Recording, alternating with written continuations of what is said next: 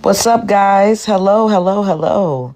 I hope everyone is having a great night tonight. Because tonight is the night, and I'm feeling alright. We'll be making love the whole night through. And I'm saving all my love for you.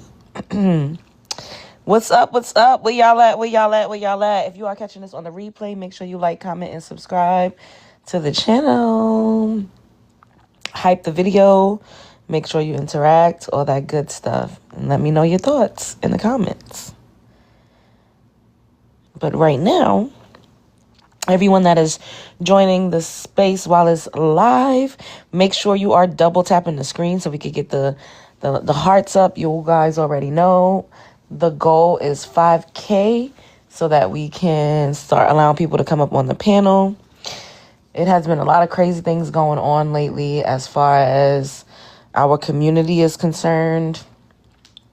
And it's very unfortunate because we really don't be bothering anybody. We really don't. And I'm just seeing like what happened with Rick Chow and him like being found not guilty of unaliving Cyrus, the 14-year-old boy, was just absolutely disgusting.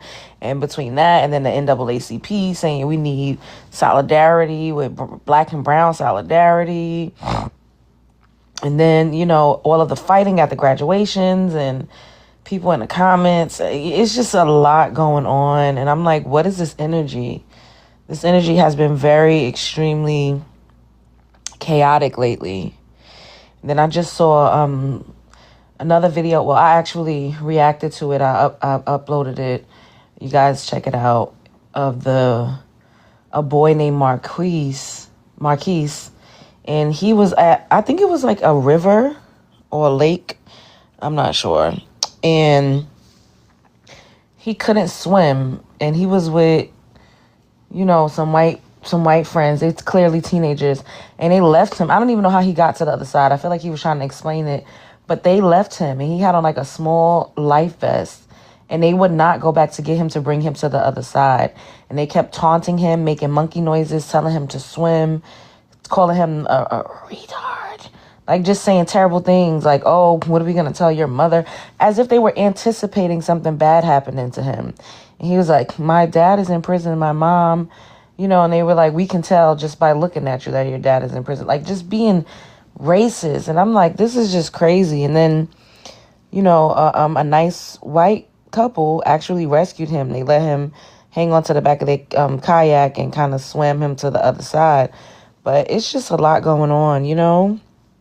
And I'm just like, damn, there's so much. There's so much going on.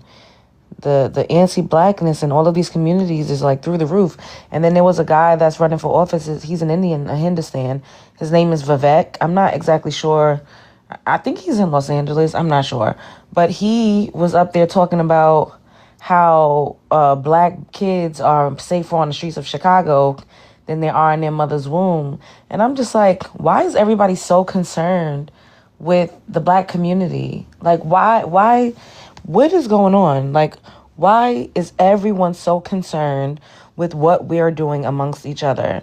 As if white women are not getting terminations. As if white people don't fight at graduations or they're not fighting on cruise ships. We see videos of them doing the same exact thing, yet we're held to a different standard. When it comes to us, it's always, oh, I'm so exhausted, we're so fatigued. But when they do it, you hear crickets. It's just crickets in the comments.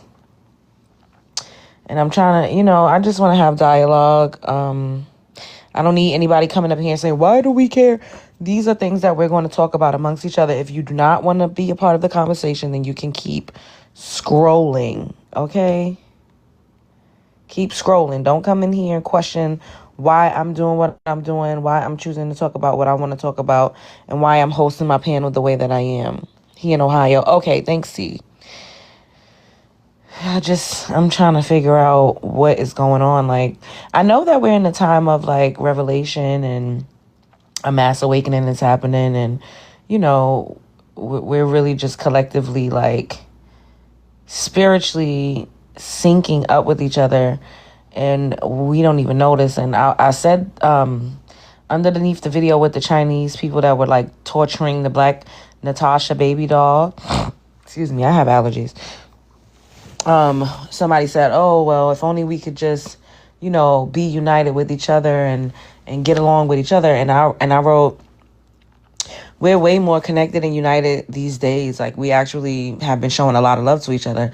And then here comes an African woman.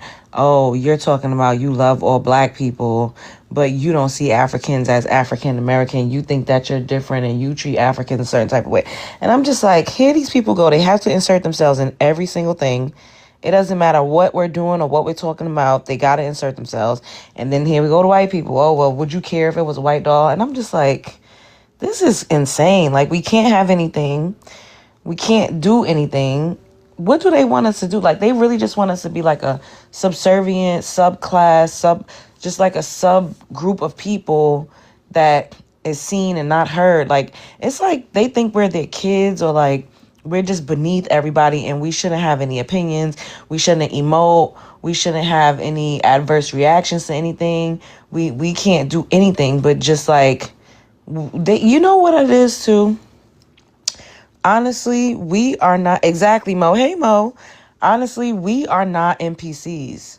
Black people are the most alert, alive, aware, and spiritually connected and inclined, and especially Black Americans, people on the earth right now. We're not NPCs, and we have soul. And this is why all of our cultural, practices, food, dances, like it's all attached to the term soul. You notice that. Of course, people try to co-opt that. I saw somebody saying they made a Puerto Rican made soul sofrito. And I'm saying, what is soul sofrito? And it literally was just onions, peppers, and celery. How is that soul anything? Like, what? I just didn't understand it. And then like soul Puerto Rican food. Like,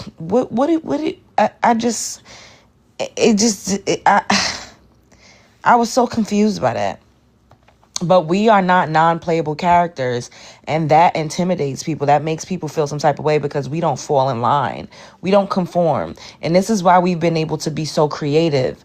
And it's because, the average creative person, like someone that really is tapped into their creative genius, you have to be on a different vibrational disc.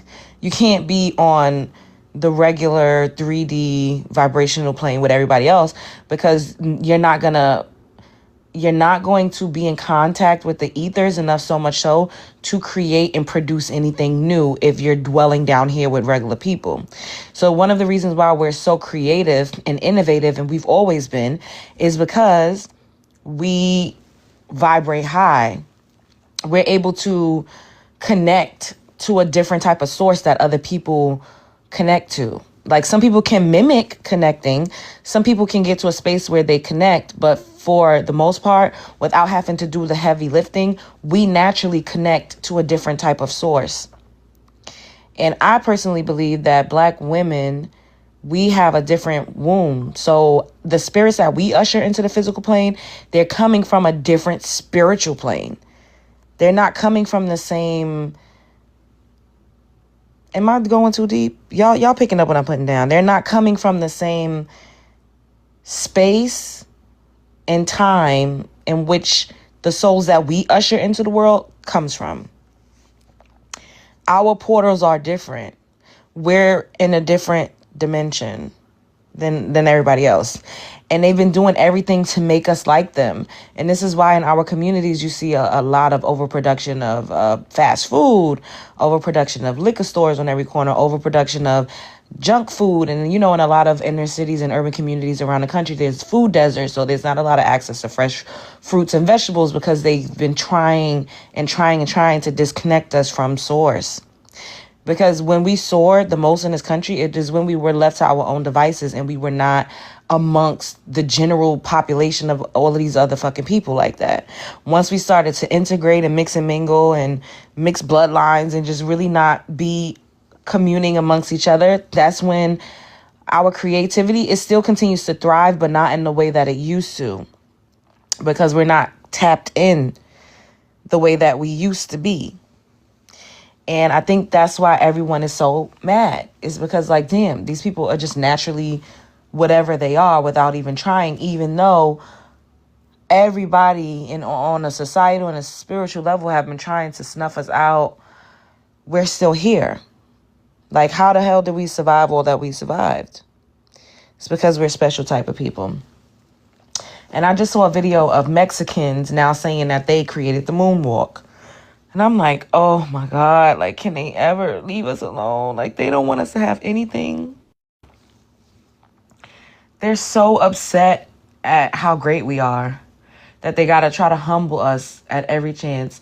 Why are you taking credit for the moonwalk? Saying, oh, some Mexican guy in 1958 did the moonwalk, when there's literally Cab Calloway was doing that dance in 1930. And then there was someone else. I can't think of what his name was, because I've seen, like, little mini documentaries about stuff like that, where we were literally beatboxing, breakdancing, and doing all of these things in the fucking early 1900s. And once we started to be able to, be recorded, there's actual film, black and white film of Black Americans doing all sorts of acrobatic dancing in the 1920s and 1930s. So for Mexicans now to be saying they the ones that created the moonwalk is just utterly diabolical. And it's like everything that we do, Bill Bailey, yes, thank you. Everything that we do, people steal it. Like, we watch them steal things from us right now in 2026. How everybody has black fatigue, when black fatigue, it means black people being tired, not being tired of black people. And and the way they stole and colonized the term woke. How they even fucking stole and colonized the term pick me and started saying pick me was just, they didn't even know how to use it. They stole the term unk. How the fuck you steal unk and say unk means that you're uncool? They steal everything from us and assign it new meanings. It's diabolical. It is diabolical. Like, this literally is what's been happening. And the fact that we're able to actually see it. Could you imagine how much they stole from us since we've been in contact with them? Child, it's a lot going on. It's a lot going on. It's a lot going on. Uncool. Exactly. Like, does that even make sense? Yes, they said unk means uncool, when it's literally an abbreviation for uncle. Like, what? Unk means uncool. I said, what the fuck? Yeah, we got to stop putting it. But the thing is, it's because we're on these apps with them. So it's hard for us to not be ourselves. And people are so willing to give all the secrets away. Like, they don't believe in secret language because it's not a necessity to survive anymore the way that it used to be when we did have secret language or coded language. We needed it to survive. Now it's like, oh, you want to know what it is? I'm going to give you a full breakdown. And I be seeing people literally giving full breakdowns. I'm like, don't tell these people exactly what the fuck you talking about. Like, what? It's so annoying. Ugh. Okay, let's see. Everybody, make sure you continue to double tap, share the live, add to the gift goal at the top, and send your heart me's. Hey, T. Hey, Love Jones, how you What's doing? going on? I'm good. Hey, you absolutely right. It's a lot going on, but you know what? Me and I had a conversation with my sister this morning about this whole situation, and I said at some point, I love the fact that we're able to continue to move forward and progress in spite of all this. But I think we just need to lean more into being the villain. You know what I mean? And Mm-hmm. being the villain, I don't mean like doing nefarious things, but just absorbing everything that they saying and just continue to walk with our heads up high. You know what I'm saying? Sometimes it's okay to be a little arrogant. Hey, if we the you know what, we the you know what, and nobody can stop that. So I think that arrogance, that confidence is going to be everything. Because when we see this unity taking place, it's a beautiful thing. Um, just to get to the prompt really quickly, why are Black Americans held to a different standard than other communities? A lot of that is projection because like you just touched on, they don't have no soul, so they have to connect through some other form of, like I said, nefarious type of behavior, and try to pretty much put everything that they are onto us because it Mm. elevates them. It was once said that white or YT supremacy isn't really actually based on them being supreme, but putting us in an inferior position. So that's how they look at everything: is how low are we? How degraded are we, or how bad are we? It's never them actually contributing anything or actually proving that they have some type of upper hand. It's just all about destroying us, right? And then the second portion of it is: it safe for Black Americans to trust other communities, races of people? Absolutely not. I mean, they've proven time and time and time again that they will stab us or cut us in the back. They will do anything to get over us. They will use any advantage that they can to displace us. And at this point in time, it honestly, we just don't need them. We can move Mm. forward without them. We always have, and we just need to cut them out of our frequency so we can continue to communicate and continue to bond with one another. So I think that trusting them at this point is a no go. And if there's anybody that's still wanting to do that, unfortunately, I'm gonna see you as the op. And I'll land there. So, what do you feel about the president of the Columbus NAACP chapter saying that we need Black and Brown solidarity to flourish? Oh yeah, that's definitely a paid op. I'm gonna be real with you. I live in Ohio, Mm. and we also own Vivek's Head too. So don't worry. I'm from Cincinnati, so y'all should know how we get down here. We ain't going for it one bit. So with that, gentleman, I don't know exactly where. I guess they good to take first off to be in Columbus, because that actually is a place that's a little bit more integrated than Cincinnati is. Mm-hmm. But even there's still no real con- con- conglomerate or camaraderie with Hispanic people. They sort of stay in their own section, and that's what I do like about Ohio is we've managed to sort of stifle them. There's not really a Oh, prominent Hispanic. Yeah, there's no prominent Hispanic communities out here with us. okay. Yeah, we still got the upper hand over them. So, yeah, with him saying that, just wrong city, wrong state. We're very conservative. We're gonna stay that way. Okay, thanks for your input. Absolutely. If anyone else wants to join the panel, you're more than welcome. What's up, CJ? Hi, Alicia. Who else is up in here? Hello, guys. Hello, hello. How are you guys? I hope everybody's having a great start to your weekend so far. I'm just like really trying to African power. Yeah, sure. African power. The thing is where I think you guys get it twisted is that y'all think that I don't like Africans or I have something against other groups of people when I don't. Like on an individual level, I feel like there's good people everywhere, or should I say decent people.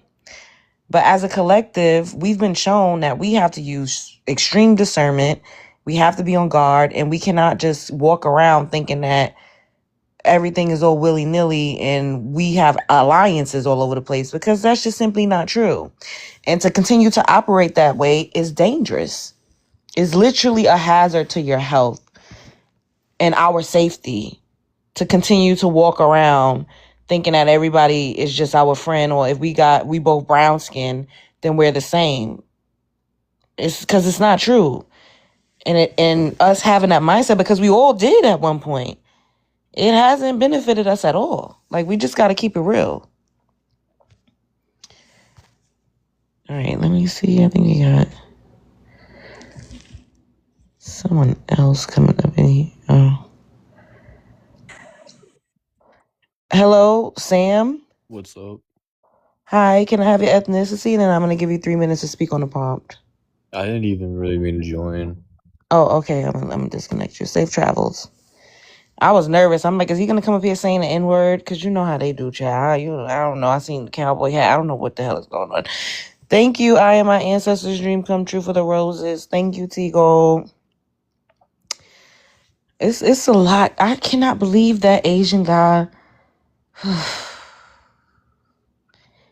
T, are you still there? Yes, I'm still here. What do you think about that verdict? Like, how do you think that? Like, yeah, what do you think about that? It reminded me of what happened out there in LA with that young girl, the black girl that got pew pewed for that instance. I I've run into many situations where I feel like they all in on it with each other. Some of these verdicts are just very questionable to me. You know what I mean? I mean, to me, it Mhm. seemed clear cut, but I don't know if they had some form of information. Maybe I got to go back and read, but from what I understood, the young man wasn't posing any type of threats whatsoever. Exactly. So I don't know how you get out of that situation that y'all want to clear him of that. But what I also find funny about it is there's been situations where we had to use self defense and it was actually a threat and we were convicted of the situation. Mm. But anytime it's them and it's us on the other end of it, all of a sudden, oh, well, we can't do nothing about it. It was an unfortunate series of events. So I guess my question would be like, what angle were they coming at in order to get that verdict? That's where I'm at with it. Like, what did they see that we didn't see? That part. It's so unfortunate. Like, I can't believe it.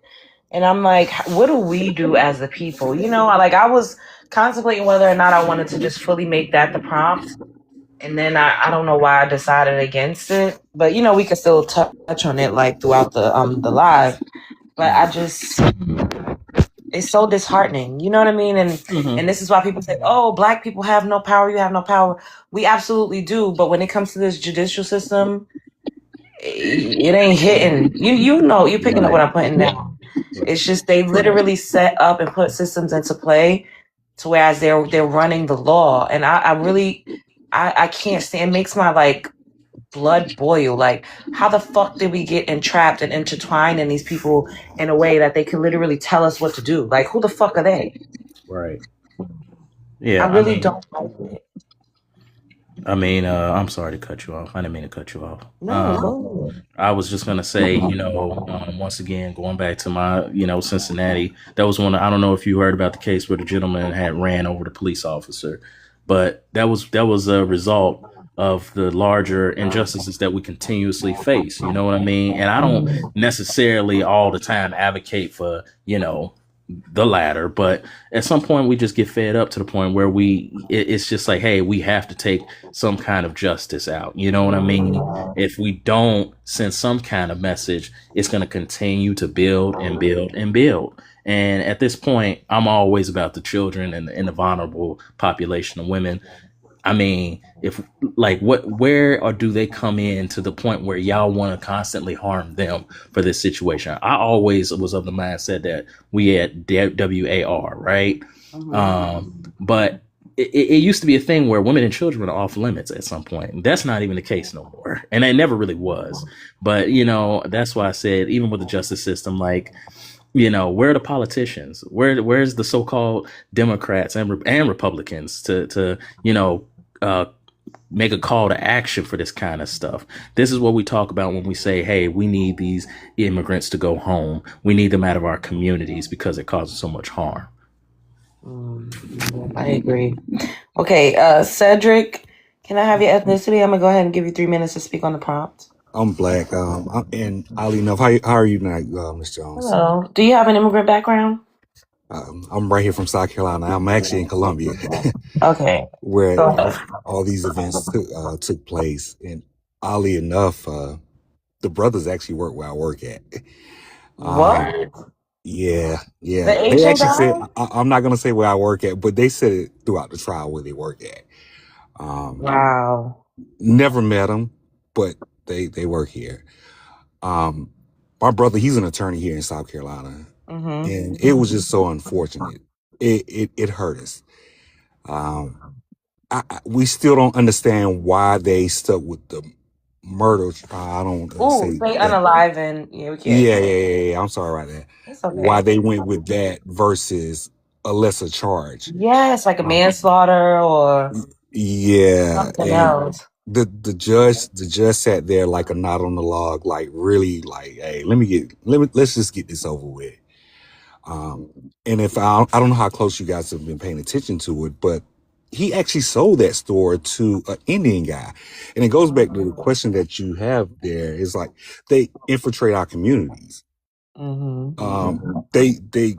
It's that same red tape. It doesn't matter where you go to throughout the US that they get first dibs on purchasing property like that. Yes, absolutely. And so it was up last night, like, and it's still a heavy police presence even with me because I work night shift at the same place. Yeah, it's still a heavy police presence, like, and it's literally like right across the street right here. So it's just I don't know, like, yeah, sometimes it's a question you just kind of ride and think, like, how can we figure this out, like, so. But yeah, I'll land my plane right there, and Okay. but yeah, It's so unfortunate. I don't know. Like, I mean, maybe some street justice will happen. Karma, I just feel like when you do bad things, because from what I've seen, that man has literally been into 3 other incidents where he like pulled out a firearm and let off some rounds at people. yeah. And he's been like, he got away with it. And I'm like, is he like does he have diplomatic immunity? Like, what the fuck is going on here? I don't get it. But can I have Mr. Facts straight? Can I have your ethnicity? I'm gonna give you 3 minutes to speak on the prompt. Yeah, I'm a Black American. I Do you guess have an right immigrant now, background? huh? Do you have an immigrant background? No. Okay, let me start your time. All right, go for it. Yeah. So, yeah, what's going on here right now with the dynamic in America is something that's complex. We don't understand that it's covert now when it comes to how they're strategically uh, attacking us psychologically and allowing things to go on until we finally just had enough. I mean, I think it's all deliberate, and there's some kind of plan that they already put forth in these clandestine meetings that they're having behind closed doors. So I don't know. It's something that's going on, and right now we're too distracted to catch on to what's going on behind the scenes. So all I can say is that we just have to make sure that we prepare ourselves and be willing to go all out if need be. So I'm glad, just like with what happened with that young guy that got Unalive. the young man that got unalived, and his dad wound up taking out someone. Oh yeah. Yeah, that was a statement. So I'm glad that happened. So far as like, so they know, like, okay, we're not the same as we were like 40, 50 years ago when we didn't fight back. So it's I think it's coming to a head. I feel like it's just a lot of tension. Things are getting tighter economically speaking, and so right now we just have to just prepare and hope for the best. That's all I can say. Okay. Well, I will add that we always fought back. That's the only way we could even walk amongst them. People that literally act like, just packs of wild animals. We had to fight. If we didn't, I don't even know how many of us would have survived. But it's just unfortunate because now you would have thought that things were a little better because we do have laws into place and we do have civil rights to a degree, but it hasn't gotten. It's still just. It's high time we start to govern ourselves. Like, I'm just so ready to be out of whatever the fuck type of matrix this is. Yeah, I mean, and when I say we didn't fight back, I'm talking about Hi guys, we made it. Francine need help. Please stop. Here we go. Go. I'm talking about Oh my gosh. where we make an explicit statement, and that hasn't really been done on that level or magnitude. Because even with Emmett Till, nobody fought back. I mean, I'm not talking about like nobody stood up and protested, but I'm not talking about that type of fighting back. I but know what you mean. but there was no retaliation for On a there mass was no scale. there I'm wasn't sorry I'm no talking over you. Go ahead, and yeah, then I'm gonna say what I need to say. yeah, but even on a small scale, when they went in there and grabbed him out of his home, nobody fought back. They didn't put up no kind of resistance, and that's what I hate about our history. Not saying every single one. I'm saying like there was there was different incidents, incidents that happened across this Yeah. nation, but it was like the same thing where they'll come in, they'll burn down the town. The BLK people flee. They tried to put up a fight, but it wasn't really a fight. They were just outmatched, unfortunately. That So I thank you because that's what I was gonna add is that, like I said, these people ran in packs like a pack of dogs. So it was like they would catch you when you were by yourself, and then we didn't live in close communities. Like the way houses were kind of spaced out back then. You know what I mean? Like you could literally set a whole yard on fire, and the next neighbor is miles down the road. I'm not making excuses. However, I've heard stories, and I have people in my family from the dirty South that literally used to ride at dawn with pistols, and they didn't play that. And we are literally the ones that survived that shit. Our bloodline survived. There's so many people that were just wiped out that, they didn't even get a chance. They just that's why not there was here. that mass migration to the Midwest and West Coast. Like they left the South. A lot of people just left the South because it was so bad. Yeah, and two, also, we're not those types of people. We don't play the same type of game. Like I've said this before, and T said this earlier on. Maybe we need to be a little bit more of the villain that they keep making us out to be. Because on a mass scale, like there's pockets of us, like maybe 1% that's a part of GANGS, that's like a blood or a crip, but majority of us just want to have fun. We want to party and dance and go to school and go to work and start businesses and raise our family. We're not really out there. We don't have a mindset that we need to be preparing for combat like that. But there are a lot, that just naturally and inherently are ready and prepared. But if we were like them, this whole country would have been on fire. We would have been retaliated. We would have been burning their shit to the ground. We just wanted to be left alone. And clearly, I don't know how well that's working, but I got to get to the next two people on the panel and then I'll open it back up. Leah, the Rose, can I have your ethnicity? And I'm gonna go ahead and give you 3 minutes to speak on the prompt. Yeah, I am Caucasian. Okay, let me give you 3 And Go ahead. sorry, my phone is my darkness is it's so dark. Hold on, let me turn my Alright, so it says, why are Black Americans held to a different standard than other communities? Honestly, I don't know. It's so effed up, in my opinion. Is it safe for Black Americans to trust other communities / races of people? No, it's not. Why would you say just no, just flat out no? Just because I know, like, I know so many other people who are just awful and who just, honestly, the only thing I have to say is they're awful and they're rude and they are very disrespectful. How did you get to a point where you could like say that out loud? Because I know a lot of Caucasian people, they're kind of in denial or they just project and just blame everything on, everybody else. Yeah. I mean, my mom raised me that way, like me and my brothers. Okay. Did you have anything else you wanted to add before I went to the next person on the panel? No, not necessarily. Okay. What's up, Mo? How are you, girl? I feel like I haven't seen you up here in a while. Hey girl, no, I haven't been. How you doing? I'm good. How you doing? I'm okay. All right, let me go ahead and start you down. Okay, go ahead. Well, to answer the question about safety, of course not. And they know that too. And this is why I feel like they want to keep gaslighting us, especially in the comments and things like that. Like, don't generalize and y'all are dividing us and this, that, and the third.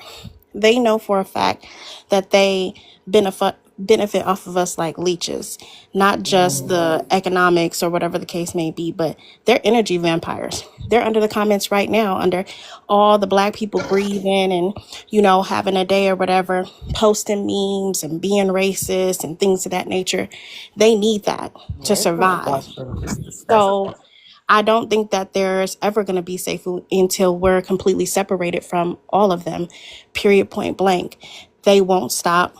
There's nothing that you can preach or teach or whatever the case may be to rear this out of them. They are not only addicted to this behavior, they believe wholeheartedly in it. And I think it's time definitely for us to stop trying to solve this problem by just being peaceful and kumbaya and trying to include everybody and to nice our way into people's hearts. We've tried that for decades and see the way that they behave. They take our kindness for weakness. Honestly, I would prefer to be governed all on our own, in our own communities, in our own places. If something popped off, we know that we could handle it. You feel what I'm saying? And I honestly don't care about the people who pretend or even feel deeply inside that they're allies for their tears and their emotions when it comes to us feeling like we can't even be near y'all anymore. If y'all are allies, or if y'all quote unquote love us and y'all want this, to be something, then y'all will understand how we feel. Because there's no way that you would be in a house with a quote unquote abuser and want me to stay next to you just so we could be together. If whoever the authority is or whatever the case may be is beating on us. You know what I'm saying? If I'm wanting to leave, I'm ready to leave. And you would support me doing that. But they're clearly not doing that because they siphon their energy off of us. We can't even do a church dance without a bunch of women wanting to bounce. Like, genuinely. So, no, I don't think that we're safe in any capacity at all. So let me ask you, Mo, do you feel this way about all other ethnicities and races or just particular ones? I feel this way about majority of them.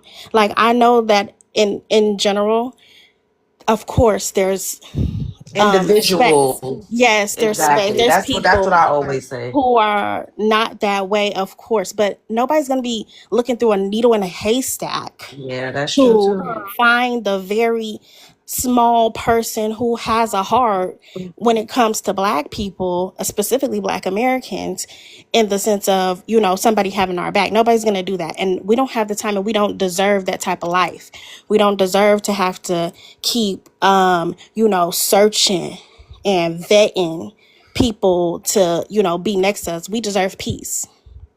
Okay, thank you, Boo. I'm gonna get to the next people, and then after everyone's done, I'm gonna open the panel. So if anyone wants to stick around to join the open conversation, you're more than welcome to do so. Jalen, can I have your ethnicity? And I'm gonna go ahead and give you 3 minutes to speak on the prompt. Jalen? Oh, my bad. Hi, my name is Jalen. I am Black. Oh, wait, hold up. You sound like you under the sea. We can't hear you. Hello? Hello? Oh, what's going on? Hello? Y'all can hear me? You sound very, very muffled.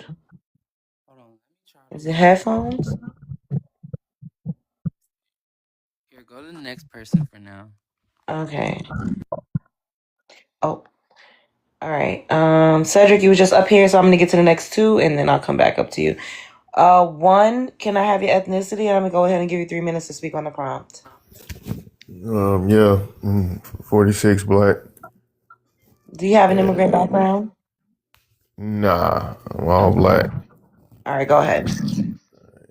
Why are Black Americans held to a different standard than other communities? Because they love picking on us. That's why. It's that simple. They don't like us. They want to get rid of all of us if they could. So they're using our own community against us too. Is it safe for Black Americans to trust us? No. No. You have to remember one thing, whether any community it is, they still don't like us. Even the ones who you think like us, you got to remember they still don't like us. It's sad, man. But what can you do about it? We allow it. And I know after this is about halfway over, everything will go back to normal with a lot of us. And they'll act like this didn't even happen. And that's our problem as people. So You what do know, you we let suggest that we do to not allow it? I can't say that on TikTok, and I'm not going to. Okay. But we're not going to do it because we got too much of that Jesus in us. That's our problem. Well, not me, but a lot of our people. Y'all really think there's somebody in the sky you praying to, watching you, or whatever y'all think. And these people continue to unalive us in an alarming rate. All they're doing is giving all these other communities the green light.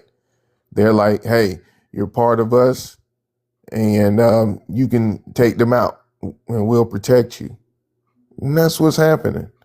But trust me, in about 6 months, everybody go back to being normal. You'll get black women talking about black men again, talking crap about them, talking about they need a white king. And it'll all go back to normal because we ain't serious. So And we're can I not. ask you, what is it that you have been doing? What you mean, what have I been doing? Because you keep saying we are not doing anything, so you're included I mean, in we're the not. we. I mean, what are So we I'm doing? asking, what have you been doing? Like, Staying have you away been from doing them. anything to Yeah, staying away combat this from them. situation? Staying away from them. Staying away from them. Um, That's number one. I don't support their stores. I do my own thing. Why is it all? okay. My thing is, it's talking about what are we doing as a whole?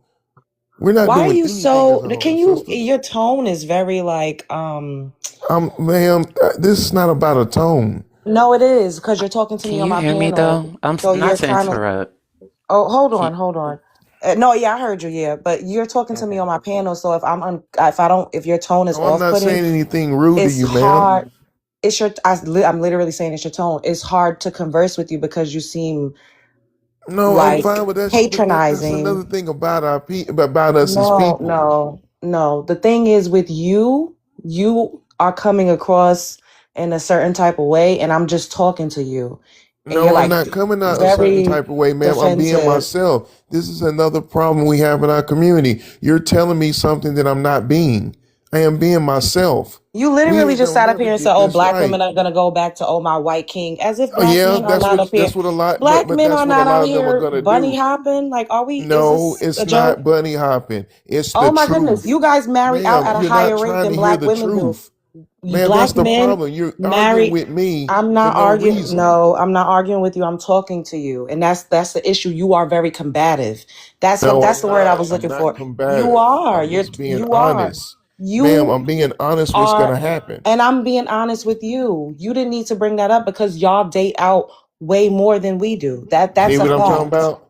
See But what see I'm what I'm talking talking about, about? You ma'am? brought it up. You decided to But bring see that what I'm up. talking about, ma'am? Why you the thing of it I'm not doing it. Fuck off. Okay, yeah, cause I didn't like his tone. I know, like you're talking to me like, who the fuck are you talking about? We're not even talking about you talking about swirling saying we ain't gonna do nothing. So I'm asking, well, what are you doing? Oh, I stay away from him. You ain't doing shit either. Shut the fuck up. Okay, well, it's nice to meet all y'all. Hi. Let me just start off by saying, start my timer. Justice for Cyrus Belton. I Oh wait, have a, can I have your ethnicity? Then I'm gonna start your timer. of course, I'm African American, or that's what I choose to identify as. I am a culmination of a lot of races, but at the end of the day, I am black. So, I Go would like ahead. to first start the first question. Why are Black Americans held to a different standard than other communities? Because we are the most viewed, we are the most watched, we are the most judged. I know the dude said because we're the most hated. Um, I love when people say we are the blueprint. They love Do to you have take an from us. immigrant background, Jalen? I do not have an immigrant Two background. seconds. Do you have an immigrant background? Okay, I'm go born ahead. and raised from Augusta, Georgia, 706, baby. But keep up with me. Y'all Okay. have to understand that they see us, some of us don't even see us human. So when you say that why are we held to a different standard, it's because they're still expecting us to do something that that we just can't for them, and that's be essentially something worthwhile for them. And it's unfortunate, but y'all have to stop wanting to be equal with these people. Y'all have to stop the respectability politics. Y'all have to literally stop sitting here and wondering, why don't these people view me as this, that, and the third? Why don't these people sit here and treat me XYZ? It's sad, but stop questioning it. Stop being confused. These people are literally teaching their kids hate, are literally breeding their kids to hate your child. Oh, stop! Don't say HATE anymore. Go ahead. It'll Well, trigger that. I don't want to get a restriction, but go ahead. Oh, okay. I didn't know that. Is it safe for Black Americans to trust other communities, races of people? If history hasn't taught you that it's not really safe to trust anyone. Even in these days, we have lots of interdivision in our own community. So unfortunately, as much as I would love to worry about Jake and Zach, I'm more worried about Damon and Malik. I mean, it's an unfortunate situation, but RIP to Derek Samuel. Like, and it's a real reality we live in. I'm having to sit here and fight against systemic racism and my own people that sit here and glorify robbing and unaliving of my own people because we think that snatching someone's chain is cute. We think the Shazam baddie is cute.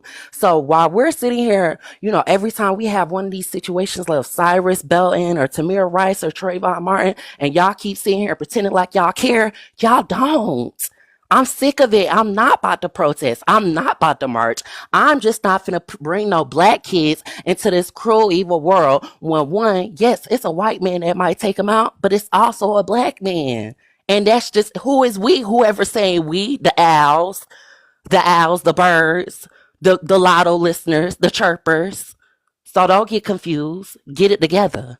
Now, thank you. My timer is up.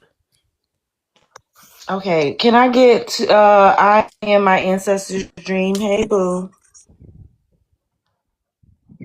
Everyone doing tonight? I am How you Black doing? American Foundational, and I will start with the prompt: why are Black Americans held to a different standard than other communities?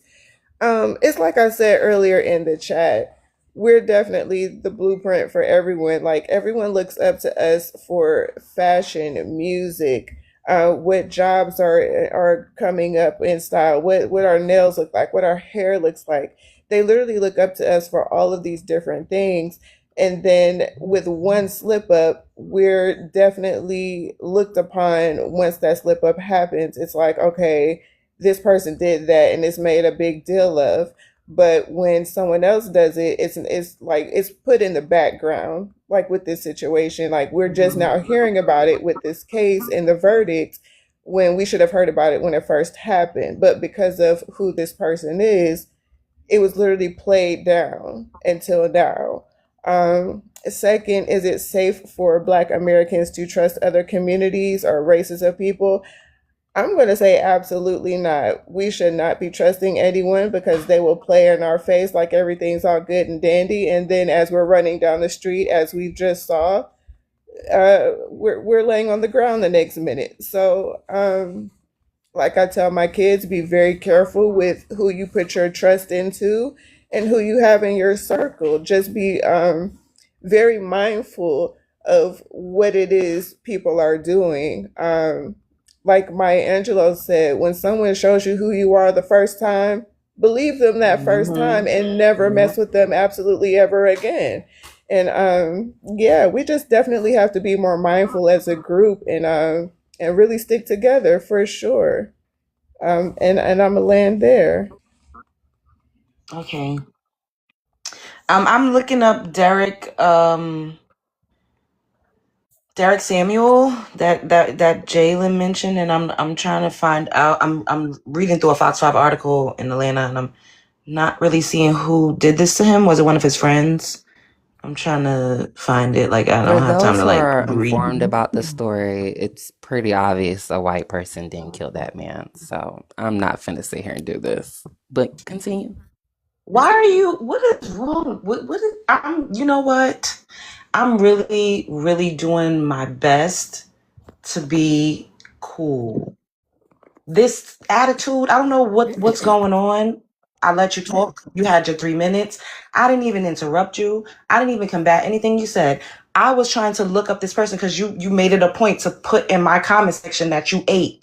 So I'm like, okay, you ate. I'm not familiar with this. What do you mean I'm not gonna do this? Do what? Just tell people what it is that you're talking about? What the fuck is going on here? Why are This you is so odd. This energy frustrated? is weird. I know it was a full moon a couple days ago, but like, what is happening? You don't want to tell us.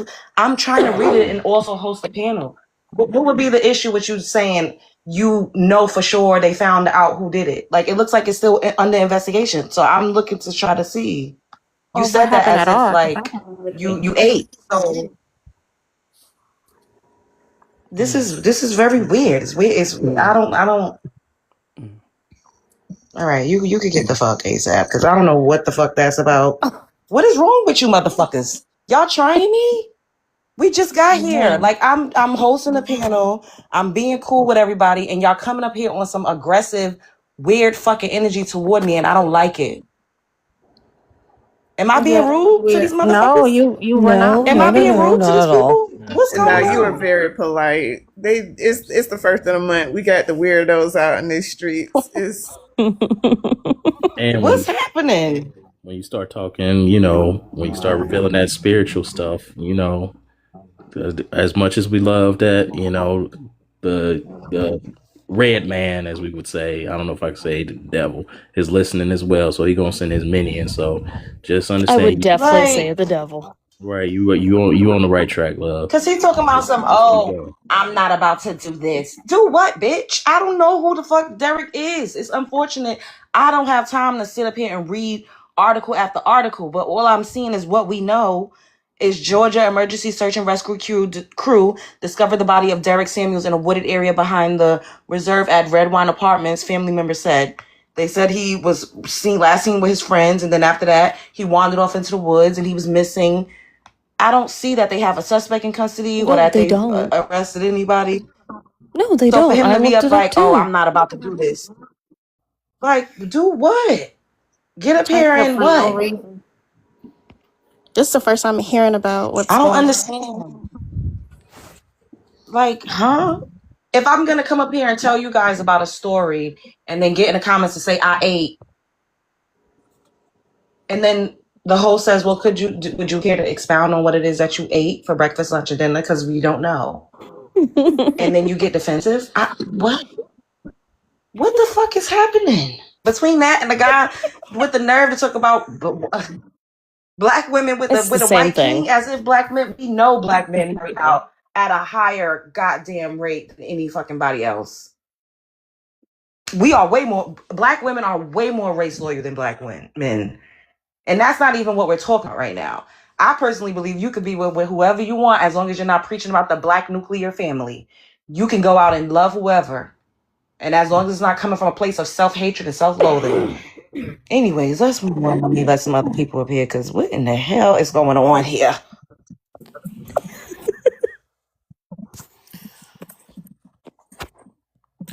What's up, Love Jones? Lord have mercy. Hey, Retro. Let me go ahead and start your timer. Go ahead. You got your 3 minutes. First of all, what was you had a whole Zest monster up here, just being super disrespectful. Like, what in the world was that? Like, yeah, I don't know. They want to come back, but I don't feel like arguing. Like, yeah, what? and then you're Yo, laughing in the man. comments. Yo, Look, Jalen, are you a demon? Like, why yeah, are you laughing in the comments saying yeah, it's gonna yeah. keep happening? Somebody That's said it. what. Somebody just said it, man. Yeah, them demons is You're a demon, manifesting. It's their month, so bro. You're a demon. them I gotta them block demons you. is I gotta block outside. you. That's demonic. Like, what's funny Yeah, about that? You're a demon. yeah, Oof. exactly. Let's get that It's their energy out of month, here. so the demonic activity with the zesty pack is on 10 right now. So yeah, why are the Black Americans held to a different standard than other communities? It's because we're the most HATE. We can't even have a headache without it upsetting somebody. So every time we do something, we're the most copy, we're the most envy. It's just like that. That jealous sibling. You know what I'm saying? That's pretty much what everybody else is. That they're the jealous siblings because we the ones. Is it safe for Black Americans to trust other communities, races, people? At this point, if they've been wanted to unify on some real stuff, they would have did it a long time ago. So no, it ain't safe. We all we got, and that's where it's at right now. It's up and it's stuck. We ain't trying to hear it. I'm gonna keep it a buck with you. Love Jones. When I heard that verdict the other day, man, I had to really just tune out. Like my mind wasn't in the right place. I wanted to crash out. Like I was just like I was taken there. So I had to really just like cool out because I wasn't in the right mental state after I heard that verdict and after everything with all the details of that case. I don't want to support these people at all in any way, shape, form, or fashion. I don't care. I'm done with it because these are babies. They doing this too. These are kids. They doing this too, and they don't care. So right now, where I'm at right now, get out of my face. Don't come to me talking about no unification, none of that. I don't want to hear it. Because remember, these the same folks that when Akai Gurley was unalive, they stood in the gap. Tens of thousands of them protested for that cop, Peter Liang, who unalived Akai Gurley. Basically saying if it's okay for the YT ones to get away with unaliving Black folks, we should be able to do it too. I'm good. Like I really, I really had to go on some deep prayer the other day because where my mental state was after that verdict, I wasn't in a good headspace. Yeah. So like it was almost to the point where it was like, yo, even if they said hello to me at that point, I was going to just go off. That's how mad I was. So yeah, I mean, at this point, I don't want to hear nothing. And Brian had a live earlier that and he asked, is the NAACP gonna ask the Black community to protest these tethers businesses or these foreigners businesses after what they did? Because they've been begging our kids to give up their scholarships and all this stuff just to keep them goofies in office. But they ain't gonna ask us to protest their businesses though. Nah, they want our kids to give up their futures just for them to keep them doggone seats. Nah, I'm cool on all that, man. I'm cool on all that. It's up and it's stuck. I'm at the place right now, and I think that's where a lot of our people are starting to go to. Yeah, shout out to the South Carolina family for putting pressure on them down there. They getting on them right now, but at this point, they're pushing us to the point where we're gonna go over the edge. But when we go over the edge, we're taking a lot of folks with us. Because at the end of the day, y'all putting us in a position to where we ain't got nothing to lose. And the most dangerous person is a person that doesn't have nothing to lose. We can't get no justice. We can't get no equality. So at this point, if I can't have my life, liberty, and pursuit of happiness, ain't none of y'all gonna have that. That's where it's getting to the point. And like I said, I had to really take a day to myself because I was so mad. Thank And I don't mean I'll speak like this. I'm just speaking my mind as a man. And these are our babies. And I'm even upset with some of our people because it's like, yo, I don't feel like a lot of our people are mad enough yet. And that's all I'm gonna say before I say too much.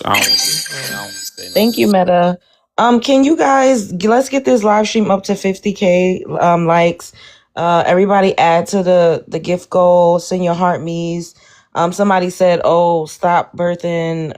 What justice? Justice for what? Stop creating broken homes and being baby moms and baby dads." This is why I'm saying, why are we held to a different standard? Because almost 40% of white women are single mothers, yet y'all don't say shit to them. They raise single kids, and the kids that's raised in a 2-family household with their white fathers, a lot of them are being abused.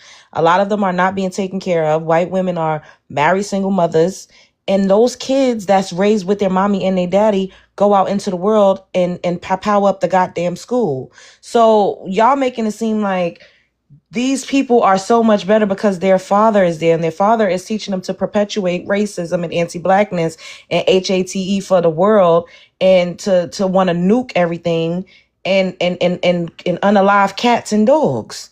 So what are y'all talking about? Y'all act like because some of these people grow up with their father in the household, that makes them an inherently better person. And at the end of the day, even if we're all not legally married on paper, because a lot of black people are not, that doesn't mean that they're single parents or raising children alone. Stop being fucking stupid. You know something, Love Jones? This Paris person is probably a YT person. Let me ask you a question, Paris. Are your kids safe with y'all? You YT man? With your YT man? Are y'all kids safe? Are y'all safe? Because statistically, you want to talk about broken homes. Y'all out here flooring out y'all own kids. But y'all want to talk about us, though. Fathers do matter. Nobody said fathers don't matter. And this is the thing, like I said, just because on paper, a lot of us may not be legally married under the goddamn fucking eyes of the federal law or the government of the United States of America, does not mean that we don't live together and we don't take care of our kids. Y'all need to fucking stop that bullshit. You're not going to the small hat community saying y'all not legally married because y'all got married within y'all's churches. So you're not raising y'all kids together. Y'all not going to them talking about the system. Y'all don't do that. And that's why I made this prompt. Why are Black Americans held to a different standard than other communities? Love Jones, how come Black fathers are the most active fathers and most involved fathers with their children, according to the CDC? But they'll never talk about that, though. See, the thing is, like you said, it's not even broken homes because the fathers are around. The fathers are active. I was raised with Love Jones. It's not your go, Black Lion. Hold on. Retro Land, and I'm going to let Professor Alan go, and then Black Lion. Oh, what's up, Professor? You can let Professor go. You can let Okay. Professor. Hello, Professor Alan. Hey, how you doing, family? What's going on, Love Jones? I wanted to, what an excellent prompt. Why are Black Americans held to such a different standard than other communities? Well, the answer is right here. Hold on one second. Let me flip my camera. Okay. Oh, There let me you go. make it big. When America was stolen by European peasants, this was their plan, and it's real deep. These countries were monarchies. My first year at Harvard, my first semester at Harvard, my dorm mates were from all different countries, and they liked me. I was about 50 pounds lighter, and I had long hair. I looked like Lenny Kravitz, and the girls thought I was really attractive. So they hung out in my dorm, and I called them YT because I'm just a country boy, and they didn't know what the hell I was talking about. They were like, I'm English, I'm Italian, I'm Dutch, Well, all these countries I just mentioned are monarchies, and a lot of these tether countries have monarchy tendencies as well.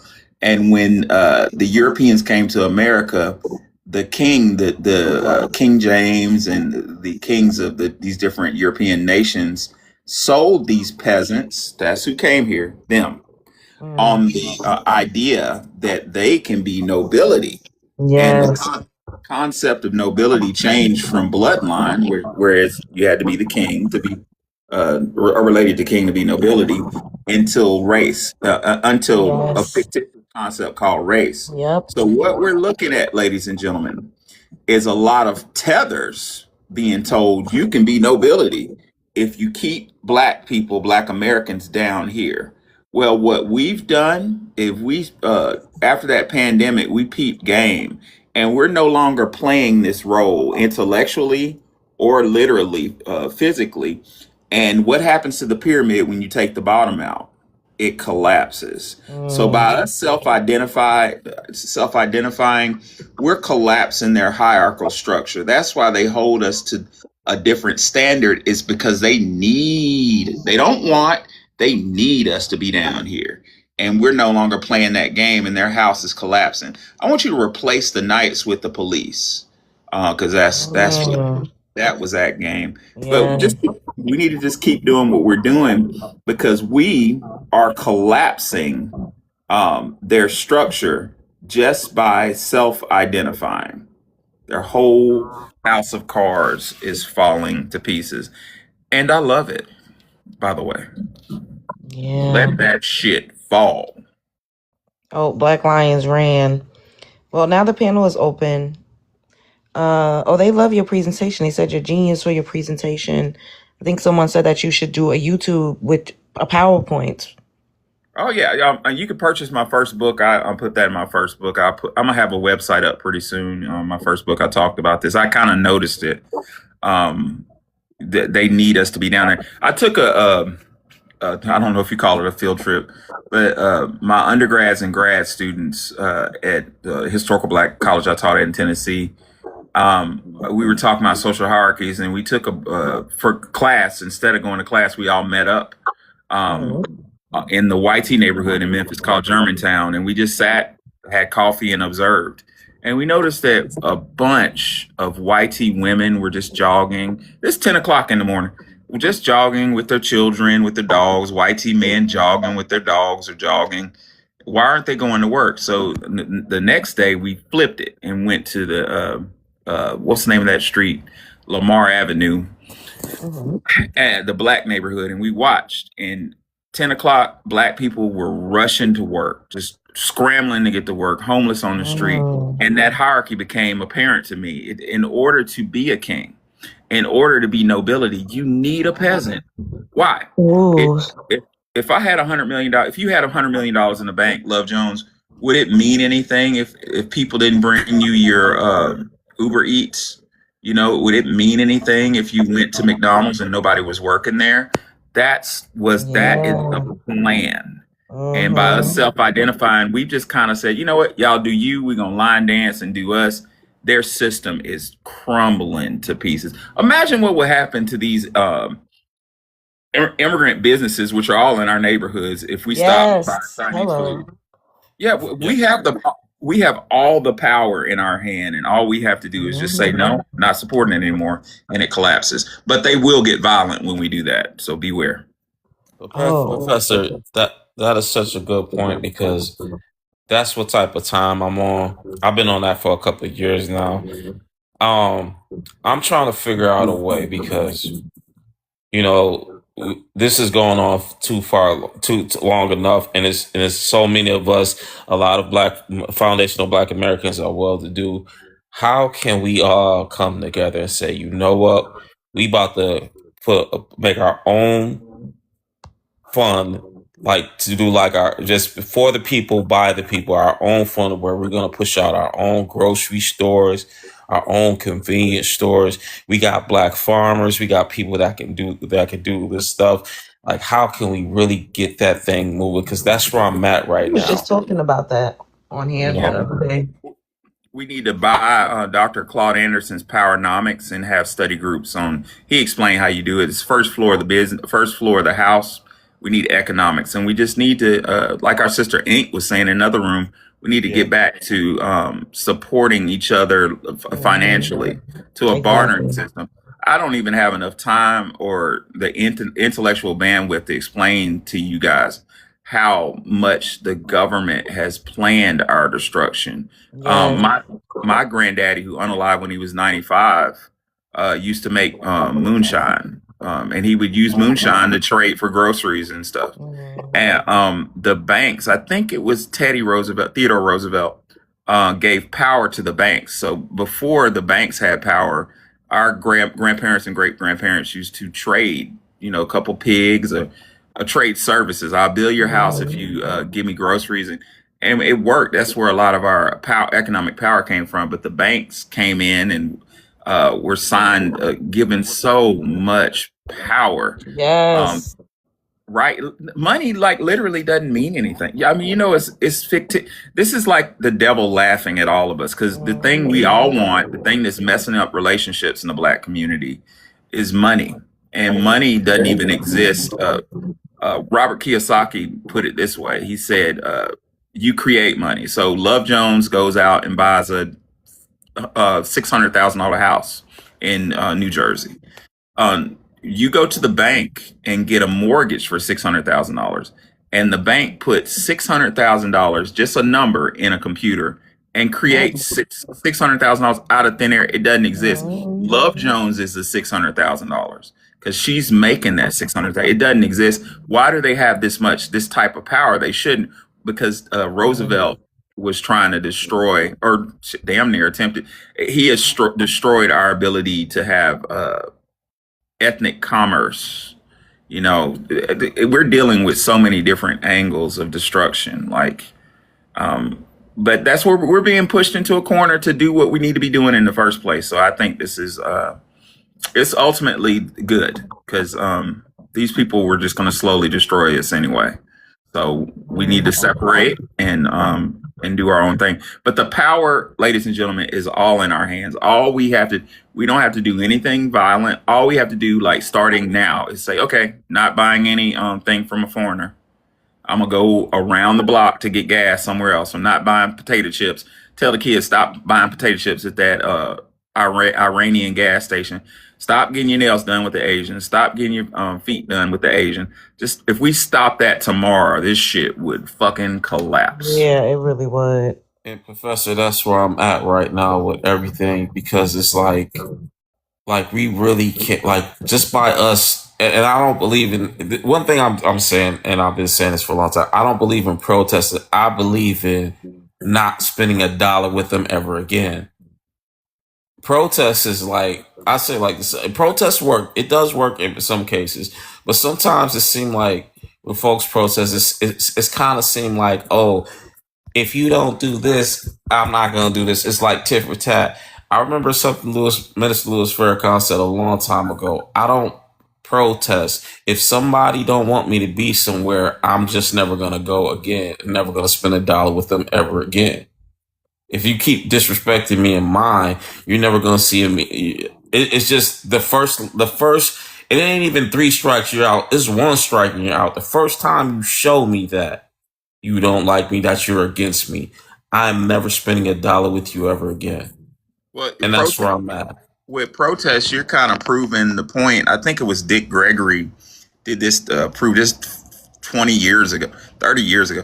Dick Gregory talked about how the Million Man March rallied up 1 million black men at one point in Washington, D.C. And what did that do? Did that help the black community? No. That helped YT hotels and YT businesses, because we were staying in hotels, we were buying their shit, buying hot dogs on the street. Protests end up helping the enemy. You know what I'm saying? So our strongest tool in this in our liberation is real simple. It's like Nancy Reagan's "Just Say No." Just say no to these motherfuckers. Stop buying their shit. We don't need their shit. Right. I don't need shit from these folks. Drive the extra mile. You know what? Let me tell you where I am. I would rather support a YT business than support a fucking immigrant. You know, that was, oh my God, that was in my head too. Because I'm like, we're still a part of this infrastructure. There's no way we can completely detach and still get our goods and services, because we gotta live. But it just makes sense that what they call themselves, heritage Americans. Right. Like, they are more. I'm trying to use my words wisely, but y'all get what I'm saying. Y'all get what I'm saying. They have a strong history, and I'm not turning coats on you guys, but we have to face the fact that Heritage Americans has helped us a lot more than any other group.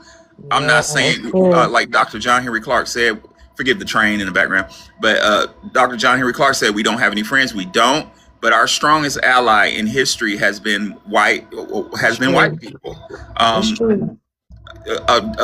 Colonel Robert Goose Shaw led the 54th Regiment into battle during the Civil WAR. You know what I'm saying? He didn't have to do that.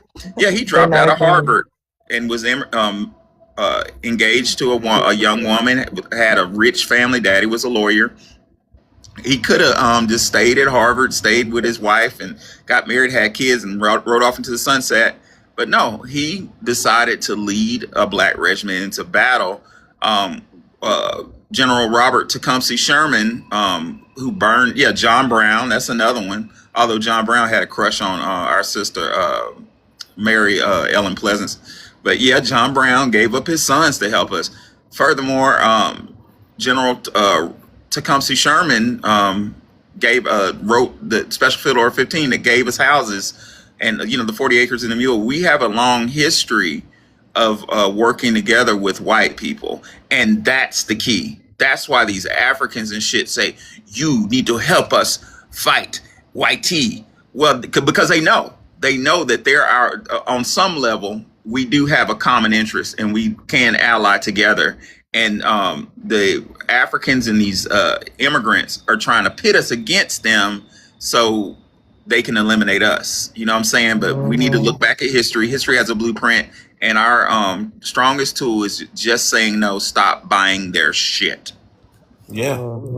It's crazy how in sync we are right now, because it's just a lot of things that you said, Professor Love Jones, that you just said is like, I was thinking the same thing.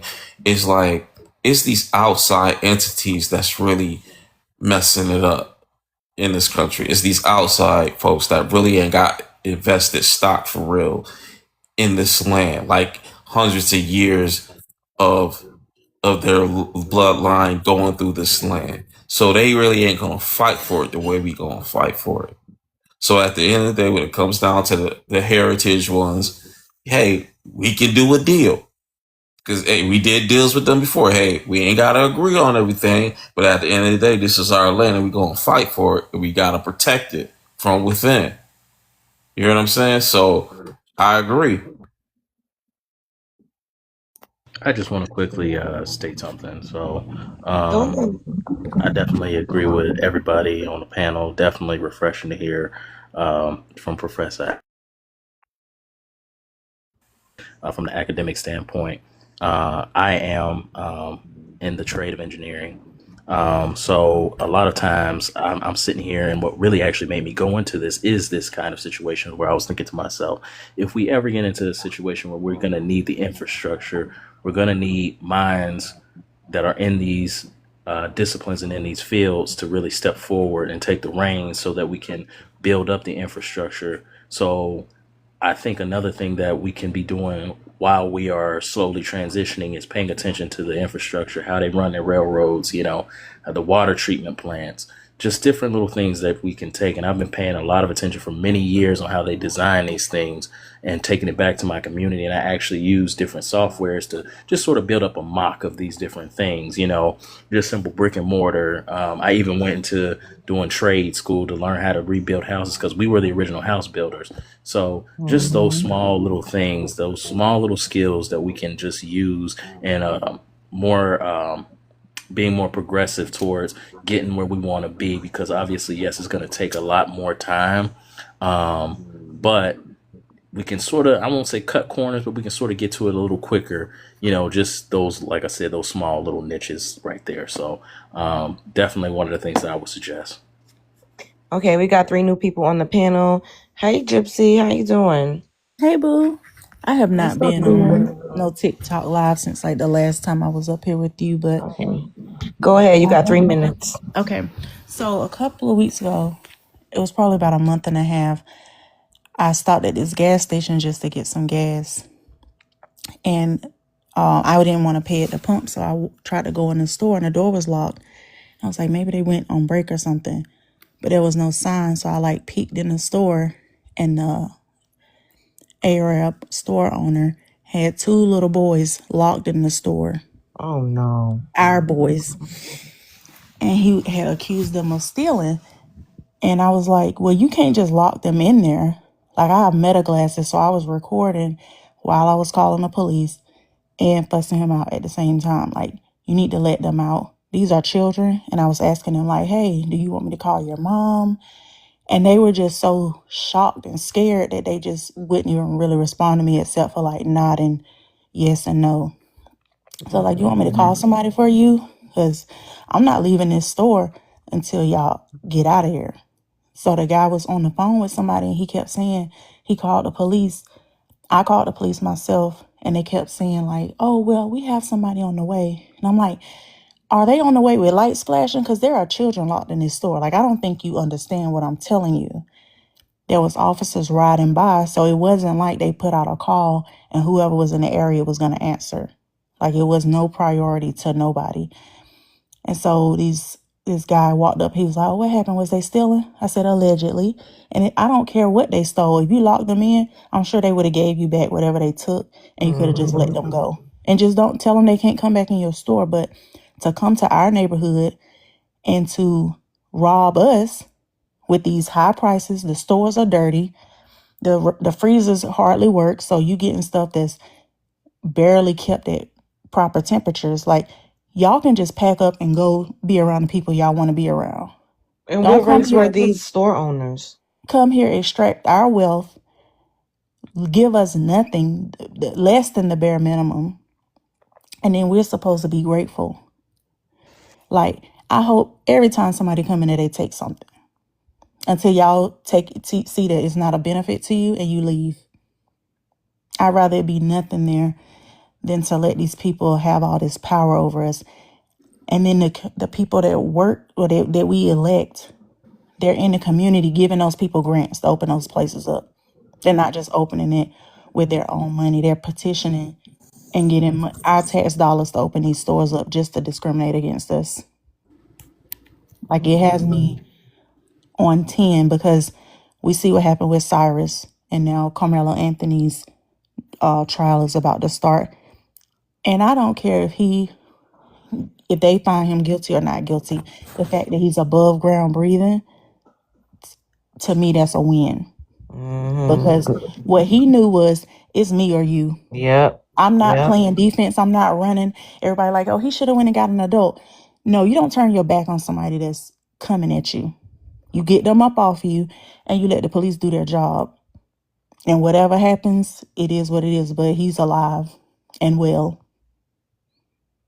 That part. And I have a son that's turning 16. So I feel like for me, it is, I'm just looking like, I tell my son, look, I don't care who it is. You get them up off of you. We'll deal with the rest later. That part. Okay, let me get to the next two people and then I'm gonna open the panel. Purple Pebble, can I have your ethnicity? I'm gonna go ahead and give you 3 minutes to speak on the prompt.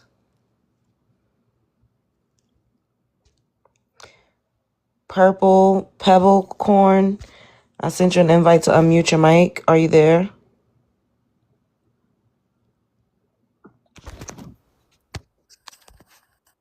Hello?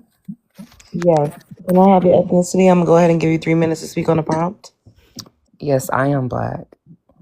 Do you have an immigrant background? No, I do not have an immigrant background.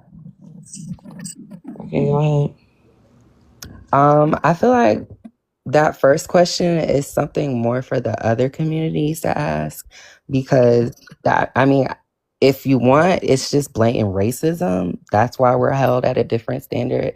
That's why they care when we have baby mamas and when we're on welfare, even though, like you said, statistically, people that tend to be of color aren't even on those, aren't even relying on those assistance programs as much as the people that, we typically don't put that on.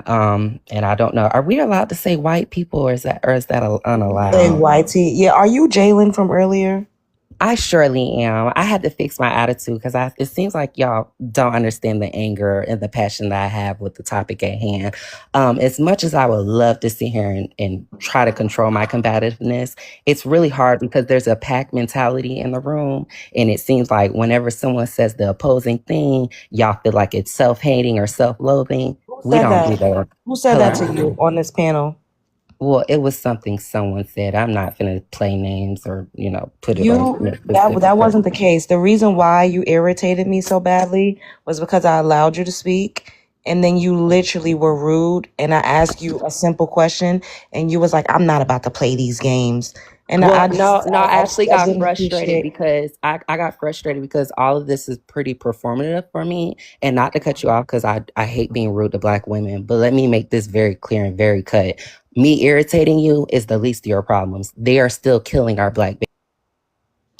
Anyways, I don't know who the fuck she think they are. Stop harassing my panel. I blocked you twice. Move on. I don't give a fuck about you or what you think and what the least of my problem is. Bitch, drink my coochie juice, ho. I'm trying to be nice and y'all keep trying me. Y'all know I get to cussing people out like a dog. I don't know what you want.